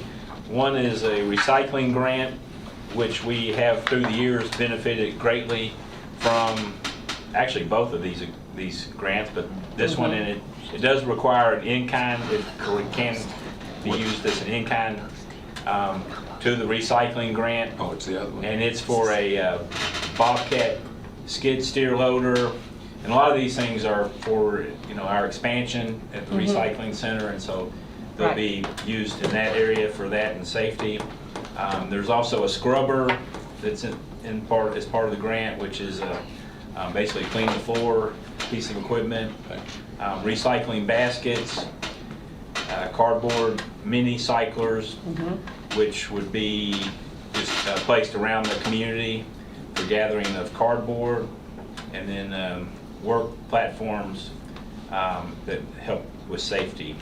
So the total equipment request total was $181,395.67, and then with the in-kind amount, the total grant request plus the match goes to $229,215.67. So. Okay, so the in-kind is the Right. $47,820? Yes. Okay. And so I make the motion that we approve the recycling grant. Second. Okay, we have a motion by Magistrate Gay, a second by Magistrate Harmon. Is there any discussion on the grant application? Seeing none, all those in favor signify by saying aye. Aye. Any opposed, nay? Motion carried. Okay, composting grant. And the next one is the composting grant, which we have also benefited from. And the air burner was one of the things that we got a year or so ago with this grant. And this time the Recycling and Solid Waste Committee is recommending we also reviewed this and are recommending that we get this Bobcat excavator along with a grapple rake in the amount of $132,427.40. And again, this is a grant application, so we may or may not get this. It also has an in-kind contribution that goes along with it. Let me get to that number. $36,009, bringing the grant request plus match to $168,436.40. And read number 2. And so this is a piece of equipment that helps improve our ability to load more effectively the air burner, and helps us through these 2 grants will really greatly improve our ability to dispose of our brush debris and avoid having to pay $60,000 to $100,000+ in chipping costs that we've had to in the past. So this helps us to more effectively dispose of our brush debris. So I'll make a motion that we approve this composting grant as well. Okay. Have a motion by Magistrate Gay, a second by Magistrate Harmon. Is there any discussion on the composting grant? Yes, under project sustainability, number 1. What page are we on? That's, They're not numbered. they're not numbered. Oh. It's right before the, It's C. The third from the yeah, end. let's see. It's the third page from the end. Okay, thank you. Yeah, that's easy, so 6 down. Okay. It's project, the number 1 says, with an established site and operational infrastructure already in place and an 8 to 12 year service life of equipment, this ensures immediate project sustainability. With our determining that we aren't going to use that as the site for it, is that kind of making us have to use that site? No. I respectfully No, it's the life disagree, of the equipment. Magistrate Cullen. It's the life of the equipment, it's not the life of But- where the air burner is going to be. It says, I had the same question. with an established site. Yep. So that's not going to tie us down. You're No. absolutely positive. Yeah, it says with an established site and operational infrastructure already in place. Yes. And an 8 to 12 year service life of the equipment. So this is the Bobcat should last about 8 to 12 years. Right. So I can we agree. won't we won't be going back to them in 2 years saying we want another Bobcat for this same project, so. Magistrate Cullen, I could agree with you, except that 2 goes with 1. Currently, our site is not generating revenue, rather a site that provides a place for the community to dispose of tree limbs. I mean, it absolutely locks it in to Junction City, and I think this language has to be changed. I would say that would be the case if it mentioned Alum Springs, but it doesn't. Currently, our site is not for generating revenue, which it's not saying Springs. Alum Springs is not generating revenue. Okay. That the language of that is just that we're not looking to make money off this project. We're not looking to make money off of this equipment. It's just that this is a site. All of our sites are basically non-profit generating sites. Is there urgency of moving this before we have that meeting that we were going to have last week? Yes, because that's why she had us Present it because the deadline. present it, because otherwise she could have waited till she got back to present it. So we needed to move this forward. So there's absolutely no chance that this will stall us moving our Nope. site? Nope. Okay, It's with not that writing reassurance, us into even a though, statute saying that we're not using it for profit. even though, Because I'm sorry, go ahead. one time we were in here, we were getting ready to vote on that burner, and you all said, everybody said, no, it doesn't have to go in Alum Springs. I said, okay, I still don't want it, because that's where you're gonna put it. I know it, and I looked at rudely, put my finger all out here, I rewatched it, and said, I know you're gonna put it in Alum Springs, I know it. And then, guess what? Where is it now? This has caused me such a headache. So with understanding that everybody says this is not gonna delay anything in moving the burner, I wanna make sure that's. Yeah, and Magistrate Boner, and I've said before, and I want to make sure that it's burning correctly, but the reason it's at Alum Springs is that's where our brush is right now. So we've got to dispose of what's there before we can move it. Right. So I and keep, one way- that's been my position from the beginning. Well, the Trail Alliance, when I was talking with the Trail Alliance guys, they were like, take the big stuff, burn it real quickly, leave the rest and let it rot. And I thought, well, that sounds good to me.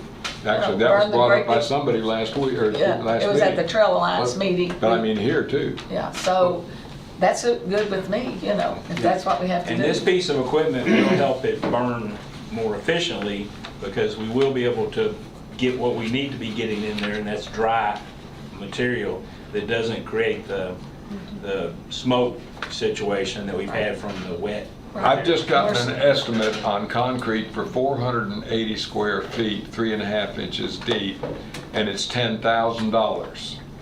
You can't put one big rotted ash tree on a 480, that's small. I mean, so when you, and that's the size of this room basically. So when you think if and when we're going to be up on dry ground, i.e. a concrete slab, then you're probably talking about $75,000 or $100,000 to put that on a site that we don't know exists at this point. I just think, I'm going to offer my personal opinion. I think we never should have bought the burner. I think that we should have burned things as they go. We will never have all seasoned wood. We will never have all dry wood. And we will always have a smoke problem regardless of where this is put, including inside what I would call the Danville circle of folks who will have wet wood burn. You realize that FEMA uses this air burner up and down rivers that have $1 million homes and have no problems burning the wood on the side of those canals, because that's the most effective way of getting rid of all of those dried pieces of wood. We already have a concrete slab out there, but you can't see it because it's covered with mulch that is just thick and thick and it's slush. This We also didn't buy it. It was a grant. It was a grant. Oh, we bought it with federal money. Yes, we bought it with taxpayer money. I agree with that. And it's better than the money we spent chipping wood that's making a problem. Magistrate Boner, I tell you right now, I do not like the location that it's at. And I will continue to say we need to move it closer to the city of Danville because that is going to be the biggest contributor. That being said, right now, there's only a little bit of brush out there. There's some big limbs and stuff out there. We're getting into windy season. We already have some. Believe me, I felt it at my job. And we're going to start seeing a lot more trees and branches coming down. Well, they're cutting trees to make the bike park, so that's... But that's a small piece of what we're going to start seeing go out there. Yeah. So, and those are green wood for a year. Temporary, I will tell you right now, this will be a temporary spot for Okay. it. I don't like the I'm idea. good with that. If it's temporary, we're moving it. and I'm good. I drive up and down that road too. I don't like the idea of big, large trucks coming up there with big, large pieces of trees any longer than we have to. I think, I would love to see that convenience center shrunk in a way that it's more effective and we can kind of tuck it out of the way. Bike park is going to be going out there. It's going to be a huge draw. But the important thing on the part you brought up is project sustainability. The project we're talking about in this is the piece of equipment, not the site. Okay. So All right. that's the big thing. Magistrate Cullen makes a very valid point. Man, twice in one day. With the wind that's coming in, I've loaded my little pickup truck twice with just the limbs from the last 2 weeks. So yes, we're going to have not just additional limbs, but with the dead ash trees coming down in my district and others, with the wind that's coming, I would make a motion that we accept no more downed trees and tree limbs, and that instead we put it all now on Fred Kane property, so that once we get the burner moved, then we could be over there. And I'm making this, Judge, as a formal motion, whether I get a second or not. We have to vote. Aren't we in the middle of a motion first? All right, Yeah, I'll we hold gotta my motion. Hold your motion. So, we'll get that one done and then go. Yeah, because we're still discussing the application. Yes. So, Okay. are we finished with the application? Okay, all right. All those in favor of applying for the composting grant signify by saying aye. Aye. Any opposed, nay? No. Nay. Okay. I just know how it's gonna come back. Oh, and bite. no. We do not know. We don't. Right. Judge, I would like to make a motion that since we are only compounding the problem by taking any wind damage mentioned by Magistrate Cullen anymore from today and moving forward, that we move, since we have 7 acres just around Fred Kane, or more. No more than that. Okay, regardless, if it's going to be wet and on the ground at Junction and become a compounding problem, then let it be wet and sitting on property that we already own, that will be in no way a site that people say, oh my gosh, look at all that junky wood that's out there. And so from this day forward, my motion would be that we move all dead trees and animals in cooperation with Danville, that they move all. Animals? Danville. Trees. You meant trees. Trees. You said animals. Dead I animals. said Danville. No, you said dead. You said trees and dead animals. You did. I did not. I said Danville. You got 4 people telling you you did. You did. You said You didn't that hear me animals right. too. No. Watch Okay. the tape. All right. My motion is that both the city of Danville and the county, in picking up dead limbs and trees henceforth, that they all be moved to our. Okay, and if Fred we Kane. don't move the burner out there, then what are we going to do with all that dead wood? Then where are you going to put the burner? Well, I think the Solid Waste Committee should come up with some possible locations. Yeah, I think we're they working- should do a location study. We're working on it, and we need The to work with burner the city of temporarily Danville. needs to burn at Allen Springs. This piece of Only- equipment will allow us to grab it from the top, not the bottom, where all the water is, to have it burn with less smoke. We're still waiting for that. And those will be meeting green trees. With all the manufacturer and the air quality and all that. You know, we're still waiting on that, so. Well, I'm still waiting on the meeting with the city as to show the location Yes, where we me too. anticipate it Me going. too. So I think Josh said that he's already got the location mapped out. But the location has to be approved before we can even consider anything else. But I think we need to, again, like I asked, we need to go out and see the location so we have an understanding. Tom, the issue with placing it at Fred Kane, there's 7 acres, but there's not 7 acres of available space to have the stuff taken. Will that Because impede any of the? it's mostly buildings and stuff like that, and then I've been all over the county. but they have their trucks that are out there as well. So there's no actual space for that stuff to be there. I would like to see that, you know, the spots. Yeah, I'm very interested in seeing the spot because I think that's probably going to be, hopefully, will be the main location. But I don't like. Angie is going to work on the meeting when she gets back from vacation. Okay. I talked to her before she left, and she's going to work on that when she gets back. All right. And the In the meantime, certification. I'll go ahead and get a meeting set up with Josh. The certification has to come jointly with that piece of property being designated. Yes, it has, the location has to be approved, and then we have to apply for Understand. another permit. Yes. I understand. I don't think the permit transfers. I think it's Oh, per location. But that's why we need to get out there and look at it right away, so that way we can start approving, we can start applying for the permit. Yes. Judge, just to, And I talked to Angie about that before she left. Cool. and is the location where the brush is actually placed, is that jointly owned property of the Yeah, city and the yeah, county? the whole thing out That's there. why I think this all needs to be a city-county Yes. decision. And as we've been talking, and I think that, as we've also always said, the majority of the brush that gets dumped out there comes from City. the city.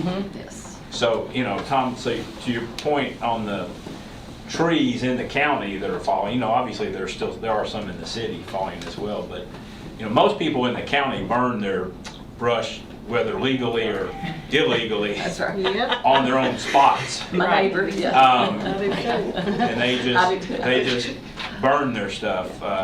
If they don't bring it to us, so I do want to clarify that. But I would It's caution. mostly a city brush issue. So when you were speaking about that, you're talking about the projected new site on Both. city and I'm county? talking both. But The current site is city-county owned. I understand that, but you're also talking about the fact, because I think the city is going to want to speak to their constituency, our constituency, because it's part of the county.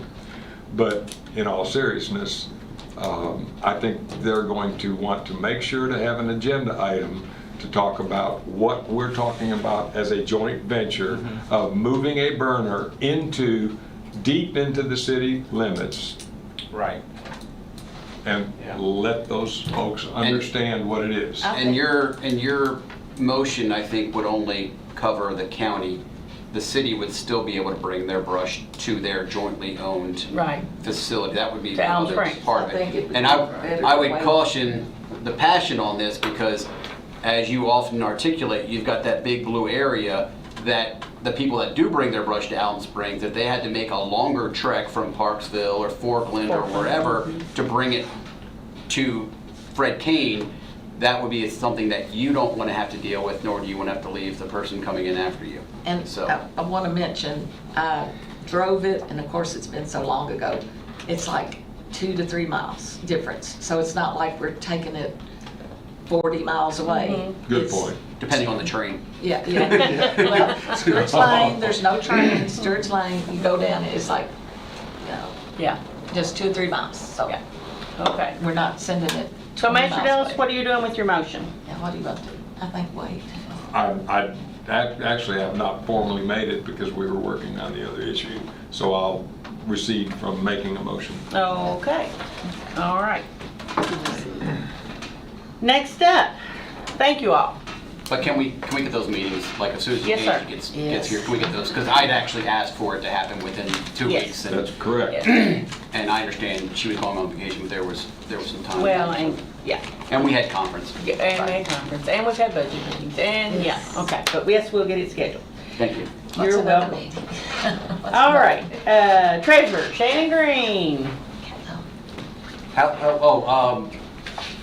Do we need to throw in here on the motions that payable on, I don't think you do with the grant. Okay. stuff. Yeah, all right, cool. We'll check. the grant pays Yeah, for it. So it comes out of our budget. We get the money, then we pay. Okay. Just presenting the monthly settlement. Everything's looking good. From last month? From February, yes. My goodness.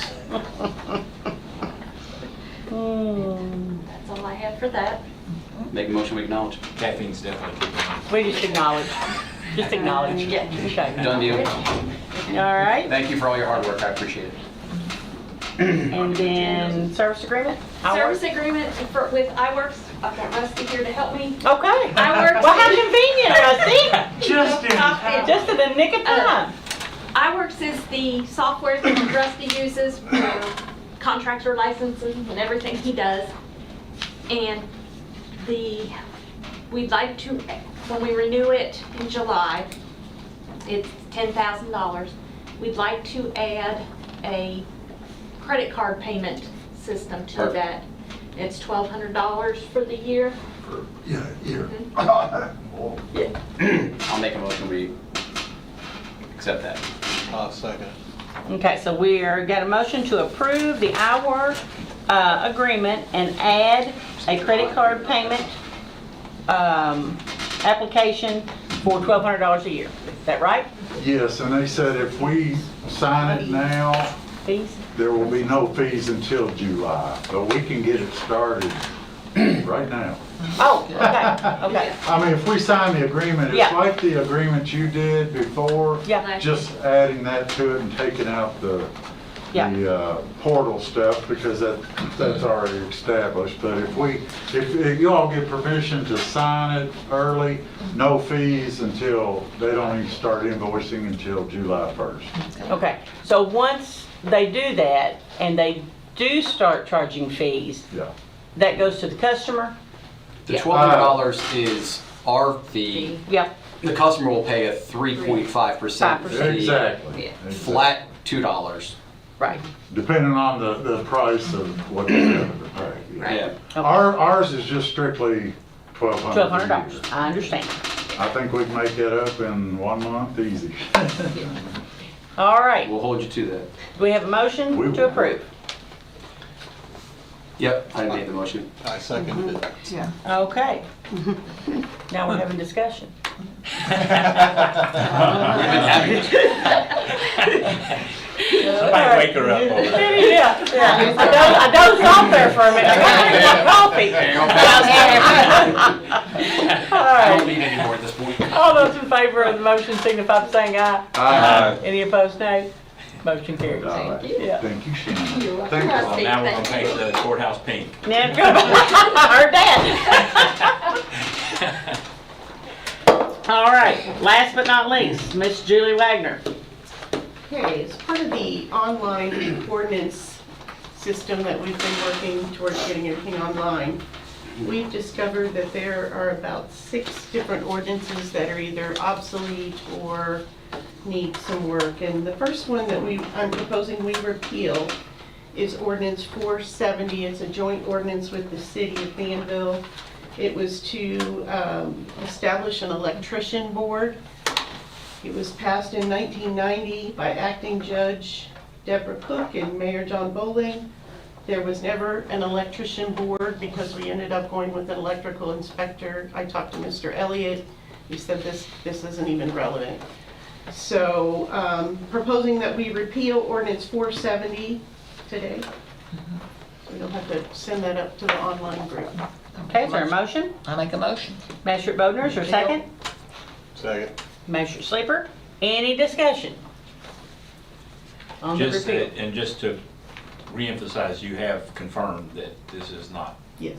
a needed Yes, thing. I called the electrical inspector, Okay, thank you. talked to Rusty, talked to Josh, talked to anybody I could think of, and everybody's like, I've never heard of this. Perfect. Okay. All those in favor signify by saying aye. Aye. Any opposed, nay? Motion carries. Repealed. Thank you. I will send a letter to the city so they can do it. All right. Repealed. Okay, next up, we have magistrate reports and magistrate sleeper. We will start with you today. Okay. Went to the coffee with the commissioner, Virginia Holland, on the 16th, and some of the issues that were brought up.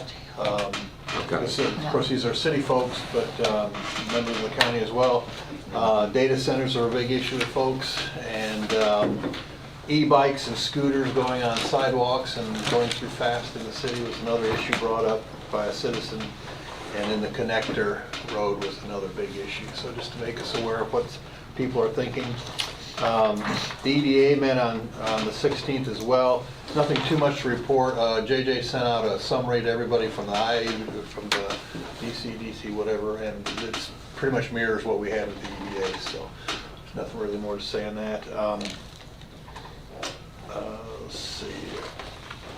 Went to the KMCA Spring Conference and had our shoe drive, which was good.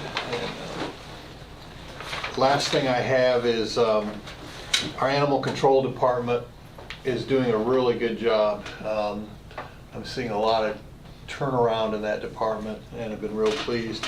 We're faced with a situation though that Rhiannon, who went on maternity leave, is not returning. She has resigned, and Alexandria Young will be going on maternity leave in May. So that's going to leave us with one person in the department basically. And Jessica's been doing, I mean, a few months ago I would not have entertained this thought, but she's been doing an excellent job, and I would think we need to move forward in recommending her for directorship, moving her from acting director. So with a 6-month probation, just because of history and such, that we would have some assurance there. So that's just a recommendation. So that's all I have. She has been doing a great job, and we are in the process of interviewing for another ACO officer. So I think we should go ahead and move Jessica to the director position, and then we can get the second ACO because she's going to have to do the training. And then we are also interviewing for Rhiannon's position. So I do think I've seen Jessica be steady throughout, especially, talking about budgets and all. She looks like she's doing. she and I have had a couple of heart-to-heart conversations, and she understands her role. Yeah. Making that motion. So I don't think I can make a motion on it, it's just a recommendation. recommendation, we can recommend to HR that. Because actually, doesn't she appoint, we approve afterwards? Is that right? Is that how the process works? Well, Director? yeah, yeah, with HR. I'll work with HR. Yeah. On doing it, yes. So, unless there's any valid reasons that anyone opposes that,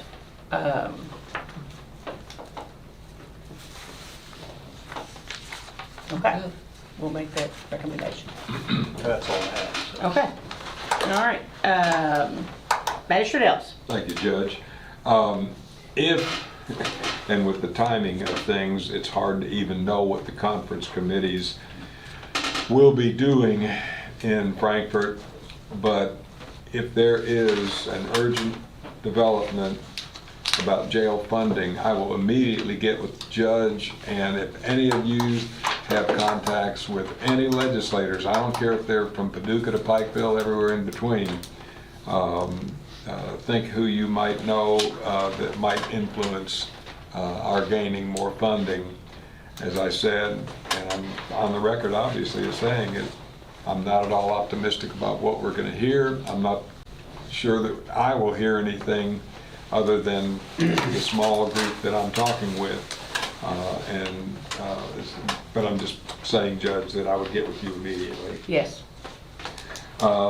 Likewise, I've been working, and you may recall that you empowered me to go to Frankfurt one day when the president out of Washington, D.C. of the American Battlefield Trust came and visited with all of the leadership in the Senate and the House, and then had an open luncheon. I believe 80 of the legislators ended up coming in over about a 3-hour period of time when I was there.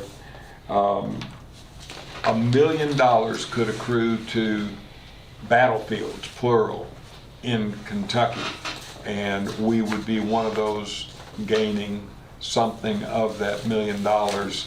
It's a line item in the overall budget. Had conversations yesterday and Sunday with Tom Bennett, the fellow who handles about 8 or 10 southern states, including us. And it's alive. It's being supported, again, by the Speaker Pro Tem and others who are interested in our Civil War battlefields. So again, I'll be talking to the judge if something positive is developing on that. The only other thing, until I give the jail committee report, I guess we all have this request to sign in favor of a letter, freight rail letter, Magistrate Cullen, from a Mike Neal. I have. No thanks. It's pro rail. So just leave it alone. That's. I'm not gonna do anything with it. Okay, thank you. I just needed advice on that. I felt the same way. I think Paul and I both can attest that the rail's a pain in our side. We don't need to get more power. Amen. The jail committee met March 16 at 2 o'clock. Present were the jailer Brian Wofford, Chief Deputy Holdeman, Magistrate Paula Bodner, and myself. Inmate count that day, 37 Boyle, Department of Corrections 60, SAP 34, other counties 0 that day, total of 102.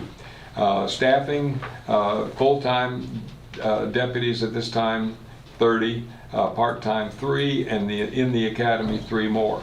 We're waiting for some direction about net device, so we're somewhat optimistic about that. And the windows in Constitution Square are well underway, but they're still working on them. Judge, unless my colleague has any additional input, I make a motion for acceptance of the jail committee's quarterly report. Okay, have a motion by Magistrate Ellis, second. Second. Magistrate Bodner. Any comments on the jail report? All those in favor signify by saying aye. Aye. Any opposed, nay. Motion carries. Thank you, and that's all I have, Judge. Thank you. Magistrate Bodner. Yes, I went to the Shot Heard Around the World and took my 93-and-a-half-year-old mom with us. We had a big crew of us all went out, and everybody really enjoyed it. I thought it was really great. I mean, even my mom, I was like, oh, is this too long for you? She said, no, that was really good. I liked it. And she could hear it and everything. She had some hard hearing. But it was a really great event, and I think it's neat. It was very educational. At Junction City Matters, we're still working on balloons over the Bluegrass. I've got some information about the Abraham Lincoln, Mr. Truex, so we're going to see if we can somehow work that in. I did go to the conference and spend a couple days up there. You always learn a little something new when you go, so, and that's all I have today. Okay. Magistrate Hart. We did have a good conference. I got to stay all the way through it, almost. Had to leave.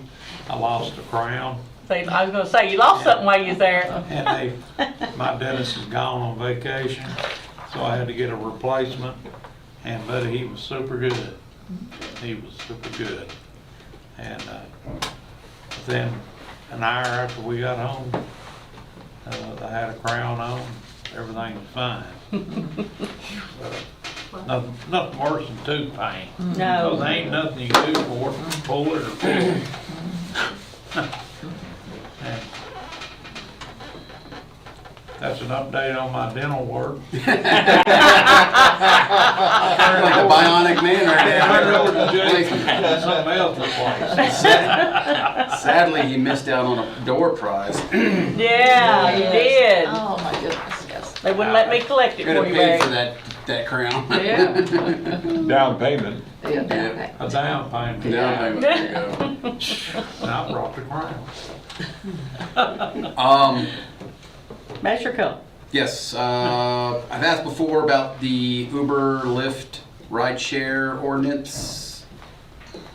Don't know, has that been brought up or looked at It's or? on my list. Okay. It's number 1 on my list. I just finished the financial history, which I sent out to a couple of you, so that's the next thing.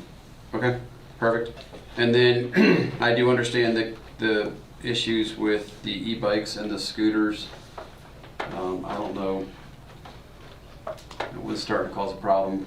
You know, we talk about some of the other vehicles that are whatever, but we've kind of left these ones out. So I don't know. It's probably more of a city thing, but I'm starting to see it in neighborhoods where people are worried about kids just zooming around with these things. So. Connector Road is March 31st. Please plan on attending. It's the proposed connector road that the city has been asking for is a terrible idea, terrible place. The alternatives we've asked for, I don't think are any better, primarily because the people that have the land that they'll have to go through don't want to give up that land, nor do they want a connector road going through the middle of their property, and I don't blame them. my position, since it's my part of the county, is always gonna be use that amount of money, that $30 to $40 million, to fix the roads we have that need improvement and that could benefit, a little widening and straightening could benefit, help take away some of the traffic and disperse it instead of just trying to focus it all on one road, which that eastern connector road would do exactly that. It would pretty much make the western bypass road obsolete because, you know, a lot of people are just trying to get 234 up into that whole Garrett County, Nicholasville, Lexington corridor. And so that would be terrible if they crossed it over East Main and dropped it out on Lexington Avenue by the water treatment plant. So, Where's that meeting? March 31st, Intercounty. 5 to 7. 5 to 7. So please plan on being there. Magistrate Cullen? Yeah, one more second. I'm on that one. Go. Yeah. The roads that need improvement, the 3 big ones are 34 from Lexington Avenue out to Garrett County.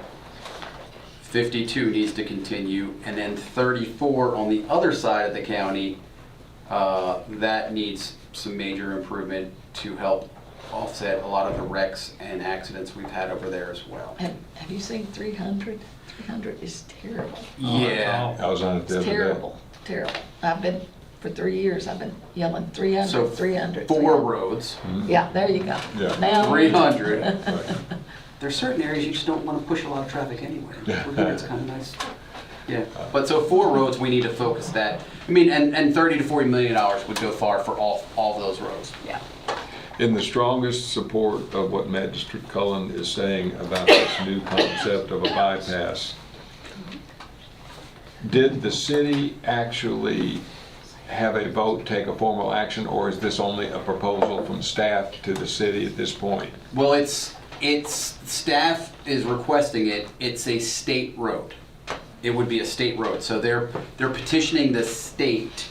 But are they doing, is the city manager doing it on behalf of a vote taken by the city yet? Or, because I've got an idea about our role in it. I don't know if they voted on it or not. I don't know if they voted in on it. As the city manager, it makes recommendations, and then at some point, I believe if it were approved by the state, then they probably would act on it. Okay, then we wouldn't, it wouldn't even be appropriate for us to take action, but anything that we can do to get people out to that hearing, because I have very grave reservations about it coming through and being approved at all. Yeah, I mean, I know that if they do a connector road where they're anticipating, there's already been a large amount of people that are upset about the idea of a gas station at the corner of that area. That would almost solidify needing the gas station right there. What's that intersection? It's Lexington Avenue, 34 and 2168. Right there next to, what's the community, what's that church there? Assembly of God. Assembly of God.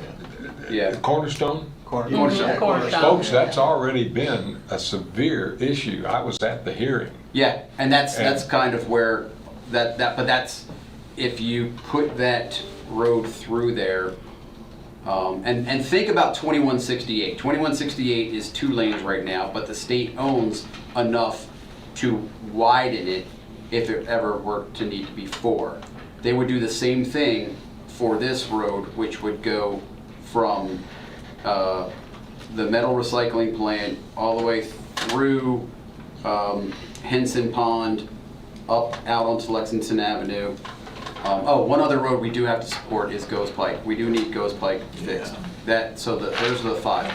But yeah, that whole road would be widened. So you've got tractor trailers that would be going over East Main Street into Henson Pond, dropping out onto those neighborhoods that are all right there on Lexington Avenue. We really need to make sure that there's standing room only at that hearing, because having been I thought that was the intersection you were talking about, and there is a parallel road in behind. And there's not a house of the 8 or 9 houses that's under the value of $350,000.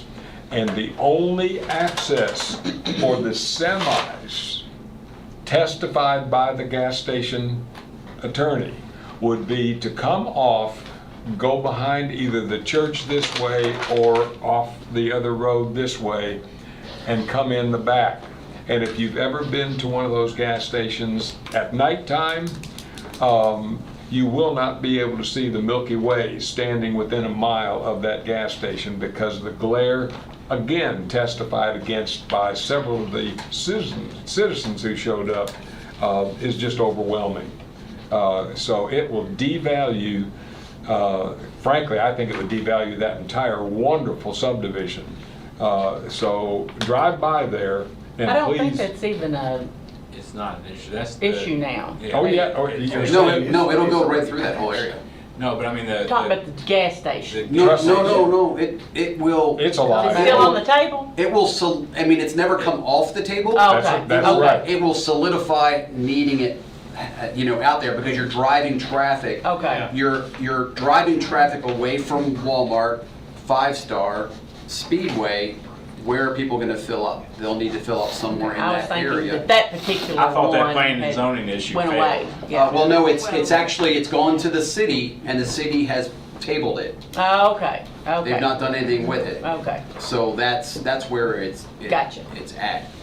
So, but this is so Tom, to your point, this is where the judge comes in, and her supporting or not supporting has been huge on this, and she has diplomatically tried to find alternatives to see if it works. And that's where we are. That's where they're coming back to say, maybe we can kind of re-alter one of the other options.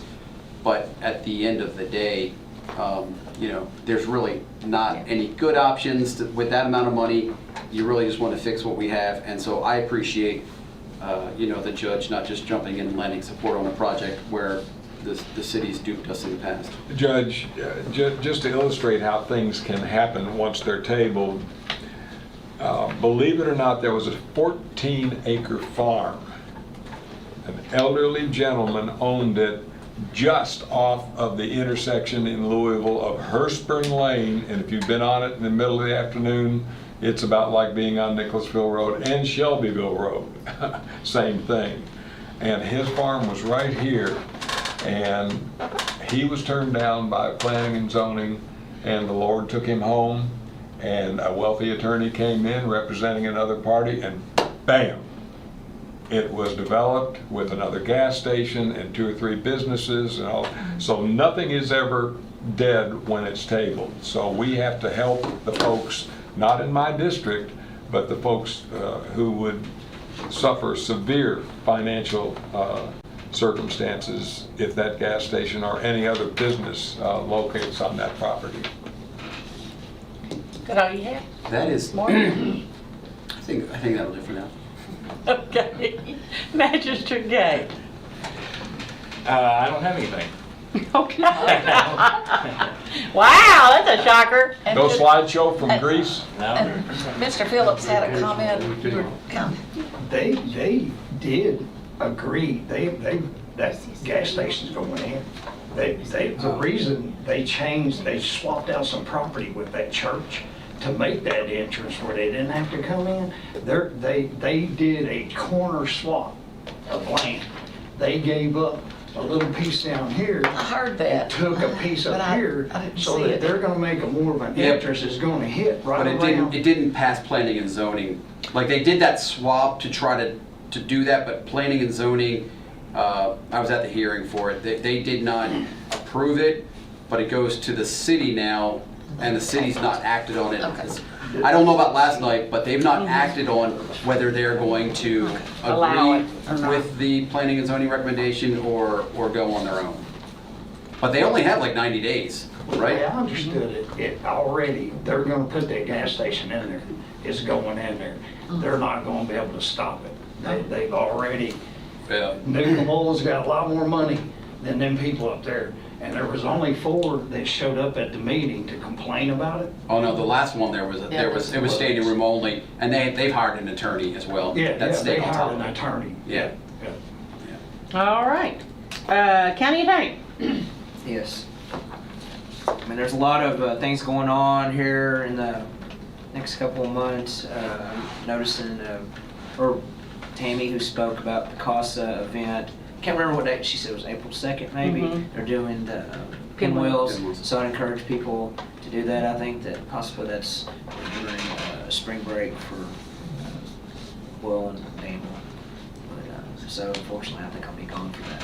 But that is a good event, and I think it definitely raises awareness of the abuse that happens in our county and everywhere else, because I mean, it affects everybody, and it could be rich people, poor people, whatever. There's abuse in all families, unfortunately.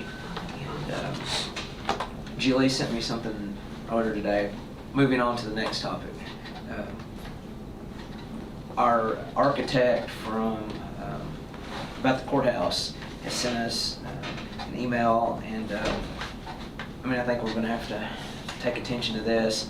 Basically, it's talking about, unfortunately, while on site last week, there was some additional concern about the stability of levels of level 4 and 5, and that's the cupola and the dome.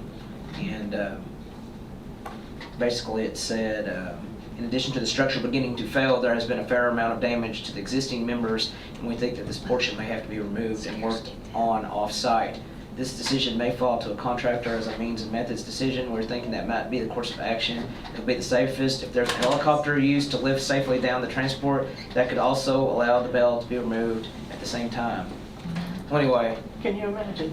That's, We've got to do it. Yeah. that's a lot of stuff going on. I mean, I think you guys are going to have to make some major decisions. Look at the numbers, and I mean, that worries me because I mean, court's going on, you know, weekly upstairs, and I don't want the roof to collapse in and. Or does it fall on the pizza parlor across the road? Yeah, fall on somebody walking down the road, or fall in on our judge and our bailiffs and everyone else. That's something we got to act on. And I'm ready. She's got an aggressive schedule that she sent to us. So I think she's wanting to have a meeting with the judge and I next week to kind of go over the scope of work now that they've done a full assessment. We need to get Judge Petrie involved in So that. yeah, this is going to happen pretty quick. It's real important. And, you know, I know we want to preserve the courthouse. It's historical. I mean, I think they did a tasteful thing. And We don't want to, we have to. Right. Well, in Mercer County, they were able to, while they did remove the structure, they saved a lot of the pieces of it to preserve that history. I don't know if that's something you might want to look into, but at some point you're going to look at the cost basis, whether doing all this is going to, the money that you spend versus starting all over again. It's too well known and documented to risk someone being injured. So I just want to put you all on notice. So how soon can we expect it to be gone? The whole schedule that I worked out with her, the judge and I met with them and did a kickoff meeting, was to get us a number so that we can go to bond here closer to the summer. RJ says it's going to take a couple months to work through the bonding process. So, you know, we've got several projects that we're pushing as hard and fast as we can to get the numbers. She thinks that she will have us going to bid on week 9, which is somewhere around end of April, if everything goes right. And so we've got to get something in the budget. I did some quick numbers, not to take over for you. No, it's fine. You Are do you that. finished? I'm not, but go ahead and do No, yours you before. go. I don't want you to do this before we move on to mine. Just for the EMS building, based on RJ's assumptions, it's going to be a $1 million debt service on a $12 million EMS building. So, you know, as we talk about these projects, that's number one, or is this number one? I think they're both equal. So, you know, pushing for answers on what we're going to do here. What was the numbers you had for this? I'm looking, Hope told me $1 million, but I don't see that now that I've seen her numbers. I think it's gonna be closer to 2. Just based on. Just to clarify, EMS building's primary. Yeah. Yeah, that's number 1, but we could do this as well. Yeah. But the bell tower, the safety is number 1 of the people in the building, to me. Yeah. Sure. Yeah, that's why I'm like, is the safety, but Yeah. they're both equally They're both, important. yeah. Archie ran Well, some numbers, if we were to bond projects at $19,700,000 to get the courthouse in, the Fred Kane, the Reading property, the things you've talked about, we're. Question. Why are we waiting on this? On what? On getting this done? Are we We're- waiting on bond to get it done? Because No, we've got the we're cash. waiting on getting plans. It takes a long time to do You're talking about the architectural tower. drawings. Yeah, the on tower. Plans. I mean, look, it just takes time to do these. We got Kate Hill. She's All right. working. She was here last Thursday all day. They hope to have the plans to us by the end of April, which is a really fast turnaround, so that we can go to bid. Probably a month, 6 weeks to get it out to bid, Well, get the bids back. Then you got your number, you select the contractor, we go to RJ. How long? And the same with. I say a prayer every time I pass that. How about we just take it down? All right, folks, 2 years ago in February, I'm the culprit who came to a court meeting and said, Level and Plumb really bother me and we've got a problem up front. 2 years ago, so 2 years and 2 months ago. Now, with Magistrate Cullen's shared concern around this table that we are now in tornado time, we are now in high wind time. If we come out and there is one chunk that weighs 30 pounds that falls off of that thing in the next few months, few weeks, few days, because of wind, we will do a declaration of an emergency and we won't have to go out to bids. And quite frankly, I do believe right now with what our counselor has just read to us from an email, we have an emergency. I think it's an emergency too. I mean, we could take it off now if you Well, I mean, authorize that was kind of expenditure. where I was trying to get to Yes. with my question was, The cash I flow. understand there's a big whole process with this, but can we ask them, can we have like a quick, simple solution to getting that thing off ASAP? Yes. Instead That's what of I've waiting for asked this for whole big months and months. project I to think be it's done. much worse than we thought. I make a Yes. motion that we declare an emergency. It's already under an emergency. It's been declared. It's Then let's- already been then let's declared an move on it. emergency. Let's get it. Let's get it What we've been done. trying to do. Yes. Well, that's, I heard bids. We don't need a bid in an emergency. And we should, I mean, we need a plan, but I don't want a package plan. I want like that. plan A. I mean, part 1 is get it off. Get it Let's off. get it off ASAP Yeah, if we could get that bail out. and secure that. Be great. I think before they thought they could fix it like on there. Now They this is did. like the And newest that's thing why or we- whatever, so. this Which is has been new going information along. that our counselor has just offered us. Just got. that We shows just the got it this danger. morning I on know, email. and that's why I'm saying we have to accelerate. We've been the saying for emergency. 2 years this thing Yes. is an emergency. Yes. People have said, "Oh no, we can possibly fix," but it's Well, this court knew we couldn't. The structural Brian, engineer. structural engineer that came, did not, he said, yes, it's in bad shape, Tell them we but, want a refund. so that's where we've been. Yeah, we've got to do it. Now we have new information. I mean, we might even have to fence this off or whatever, like for the time, I mean, just to be safe. So what we need though, agree with Tom, we need them to come up with a emergency plan ASAP. How Yes. we get that down. Immediately. And secure the area so that way it's not, we can put it back together over time, All right. but the emergency part is getting it down. Correct. Yes. So Correct. have And her we come just up- learned that again this I know, morning. I know that. We learned that, but we all knew that. Yeah, and We we've got a all, ratchet strap holding stuff together Yeah. up there. We knew there was a problem. Yeah, yeah. So Yeah. let's ask real quick, come up with a plan ASAP to get this down and secured, yes. and then we can work on the rest of it. Absolutely. Because a lawsuit's gonna cost a lot more. Well, You ain't just kidding. the life of somebody, that's all that matters. We got to not risk anybody, because wood does not give, it just cracks. I would Well- rope it off tomorrow. I just want everybody to understand that we were going on Pogue's valuation. We're not blaming anybody. No, I know that, I just, it was not given as that big of an emergency till just now, so I just want to make So sure. request a refund Yes. and then I request. noticed the beams were wider last week when I was up there when she came. They seemed a little bit wider, so there clearly is movement, so that's what they're seeing too. Actually, Alice just said something I think we should take note of. Should we rope it off, tape it off now? I mean, if it's that dire.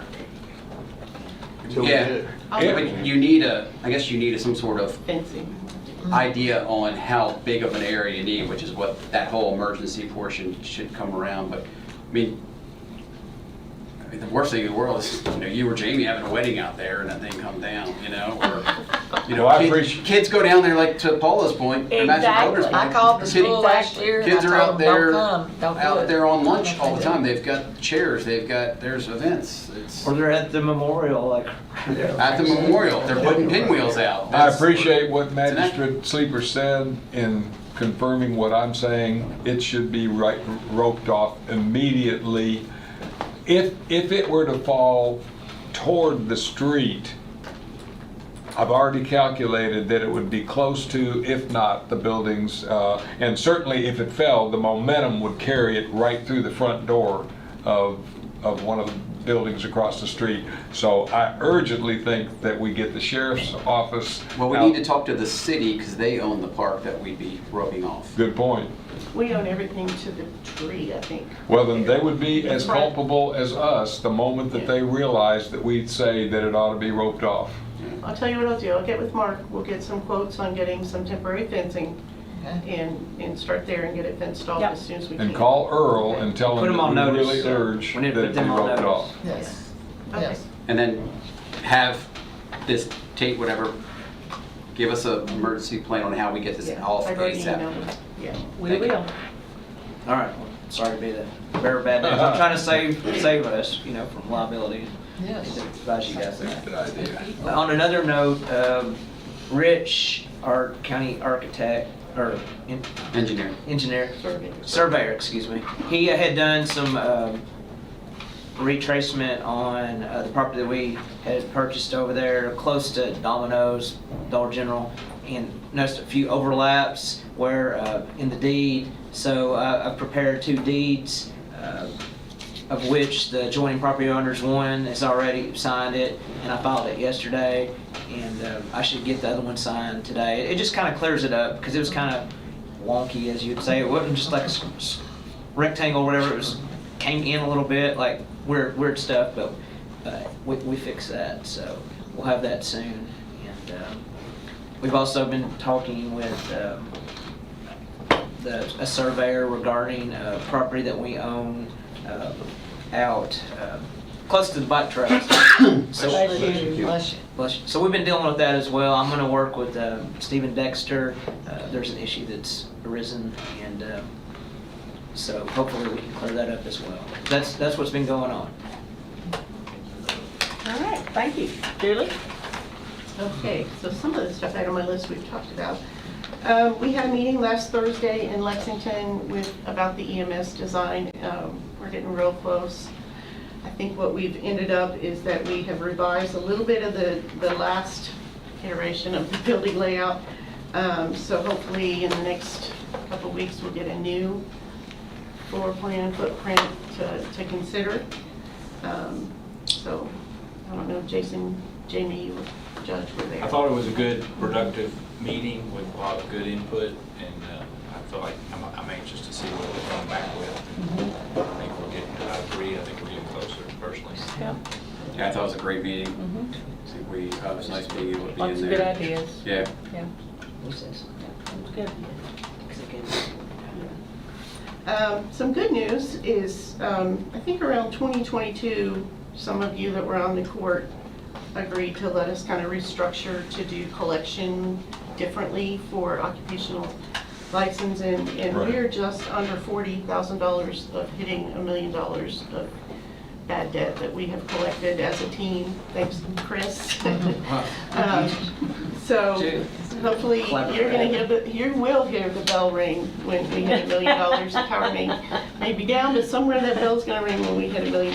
We're working real hard to try to get that done. We need to get you a Sterling Sheriff's badge. The collection department is hard at work tracking them down. So that's kind of fun. We have 2 RFPs out. These are just FYIs. We are rebidding out the health broker program with Cheryl Morgan. It's time. We haven't done that since 2019, I think it is. And also we're bidding out the preventative maintenance for HVAC on the courthouse. So those are 2 kind of long-term commitments that we're working on. The bike park is going as planned. Really exciting out there what's going on. The final thing is pickleball. We had a review yesterday. The plans are at 90%. So we're getting real close to going to bid. There's a couple things I think that I need some guidance from the fiscal court on and looking at the numbers.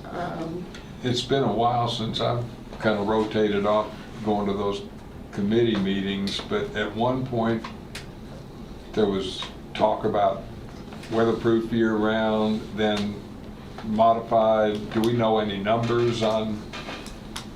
Well, the estimate that Rob gave us was 1.7 million, and that was with a concrete pad. For just pickleball courts? For all pickleball courts. So we sent that back and said, let's redo this, and then we moved it to Millennium Park, and let's go with asphalt. We have kind of come up with a plan to bid out for 9 courts with an additional 3 as an alternate at Millennium Park. So the first 9, I think, is in phase 1. We had talked about covering 3 of those 9, lighting 6 of them. We can cover them all, we can not cover them. That's where I'm not sure what the right thing to do is. So I don't know what it's going to cost to cover them. We could do covering as an alternate.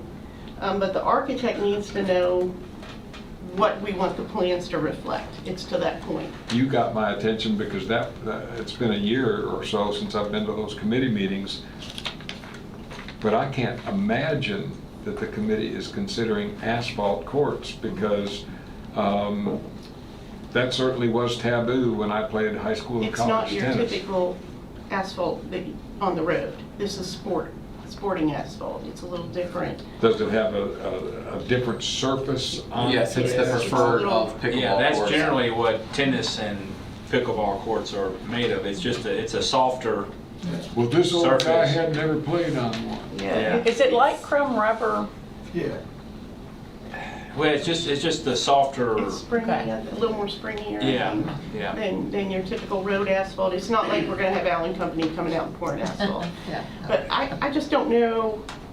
I just think we're going to have to keep some alternates in there because without the city's participation in there, we only have. The city is participating. So much we can go. Are they jointly funding this? So the city, from the conversations I've had with Earl, and unfortunately, our architects are not including, me or magistrates in these conversations, because I didn't even know about the meeting until it was already happening. And thanks to Julie for at least having them send it to me, but it was too late. The conversations I've had with Earl and that some of the pickleball people have had with Earl is that the city is interested in helping with the covers and the lights and some of those aspects of it. So they're not completely out of it. Never heard that from Josh or Tami. Yeah, well, if that's the case, so that's why I think that's because Josh and Tami don't make the actual decisions. They're staff, and so Earl would be the one that would bring that before the commission to. Based on the question I heard, I think that component needs to be an alternate. If the city's paying for it, then the alternate is in. If the city's not paying for it, then the alternate is out. What's the alternate? The roof and the lights. So you need the lights. But we've also talked about stubbing in the poles. Yeah, I'm good And with then that. having those in phase 2, which we're gonna have to start talking about because this is kind of drawn out so long from where we were. Yeah, no, I'm good with it being, yeah, you should plan for the expansion Oh, yeah. of the lights and Right. the Right. roof in the phase 1. But again, if the city's in, then great, Okay. they're in, and that's where the pickleballers need to lobby the city. And that's, if they and want a Jerry, roof. Jerry had a meeting with Earl the other day as well. And so, but he wasn't part of the meeting either. So I kind of look at this, the same thing with the skate park, which I've not updated on, but the skate park is, you know, we had a meeting about it the other day as well with the architect for it. And the success of the skate park is going to be the fact that we have skateboarders that are giving input into the decisions because they'll be utilizing it and they're the subject matter experts. And so that's the same thing where with the picklers and the pickleball people, you know, involving them helps greatly because they're the subject matter experts that will help drive this whole thing. The question comes down to like, okay, do we spend extra money on a phase 2 or do we do it as we're building it? Like that's kind of where we're at, is if we can add lights later, but at what cost? Would it have been cheaper just to include that? And Earl was the one that kind of brought this special covering up that you can get from one of our local distributors that actually will have like, it's a netting, and then it also has lights built into the netting. It's specifically for stuff like this. And so the idea is that we have 9 courts, cover 3, those lights, and then on the other 6 courts, you'll have these light poles that will illuminate the rest of the courts. That's the way it stands today. That's the plans So based that's on 90%. The That's what- 1.7. Well, I don't know. I don't know what the swap out is gonna be yet. Again, I think But that that's could be an exactly what I alternate recommended based today. on the city's participation. I've not heard of, I mean, nothing from the city that they But were that interested in funding. that goes so- back to the city and the county and the advisory board, because that's kind of what we're gearing towards. I believe Earl's going to be submitting that agreement here soon, where the city and the county have this board again that we went away from, that's where the information is discussed and then brought out to us. Yeah, and I thought that was a very effective mechanism that we had when we were doing the whole, Millennium Park. And that's why we're bringing it back, because it was effective during Millennium Park, and so that's why we've kind of, we learned early on with a couple different things where, the county is just assuming that since the city owns half of stuff, they're going to contribute, but there was that lack of communication, and so this board will solve all of that, kind of like what we've done with other ones. So Julie, what do So you need from the Are we doing court? 3 and 6? 3 courts covered, 6 lit? Or are we gonna bid it out as all covered as an alternate? I don't think, nobody wants it all covered. Okay. So 3 covered, 6 lit? 3 Which covered, is exactly 6 where we lit. stand today, so there'll be no revisions to the plans. Does that sound good to everybody? I mean, as far as I know, but again, it's Yeah. we Okay. kind of, yes, Okay, thank you. I think we just need to build the tank courts. Okay. Is that what you need? Yeah, thank you. Okay. Anything else? No. Okay. Oh, I had one more thing. Oh, sorry, Chris. No, at our last meeting, you guys gave the approval to have an appraisal for a potential purchase of a building. We're trying to get the appraisal back. The owner of the building gave me a number today. He doesn't have the appraisal back yet. I don't know if I need to say it. I don't think I'm going to say it on the record or anything like that, but I think that would be something that we would need to, it'd be important to have on the agenda for the next meeting. Okay. We're going to executive We're session. going to executive session. Right, agenda to go into executive session. That's all. Okay, thank you. All right, let's see here. Our finance officer and our treasurer is going to be attending CATFO starting tomorrow through Friday. So they'll go and be trained and come back with all kinds of good stuff. Thursday is the job fair from 10 to 2, and that will be out at Showroom. showroom. Thank you. Gotcha. Thank you. All right, I think everybody has received a budget committees that calendar went out for the budget committee meetings. April. Okay, so the first one coming up will be March 31st, Oh, that's right, March which will be next Tuesday, Monday, Tuesday. I thought it was Tuesday. Tuesday 31st. And then after that will be April the 7th, and all these are from 9 to 3. And then we'll have appropriations meeting on April the 14th, following our fiscal court meeting that day. So we will have lunch provided on that day. We've talked about the literacy tree event in the past. The date has been set for April the 10th. That's on a Friday at 10 a.m.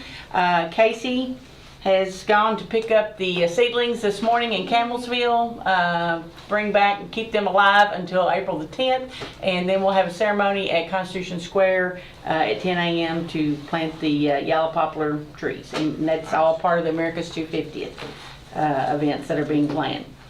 Courthouse will be closed a half a day on Good Friday, which is April the 3rd. We will close at noon.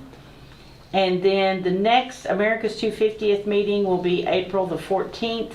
That will be at the library at 2 p.m. Anybody that would like to go,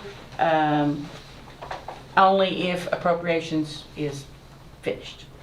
So I told Tony we might not be able to make it to that one because of the appropriations meetings. But and that is all that I have. So I will entertain a motion to adjourn. I make a motion. Measure Bodner, is there a second? Second. Measure Slipper. All those in favor signify by saying aye. Aye. Any opposed, nay? Motion carries. We're adjourned. Thank you all. Could there be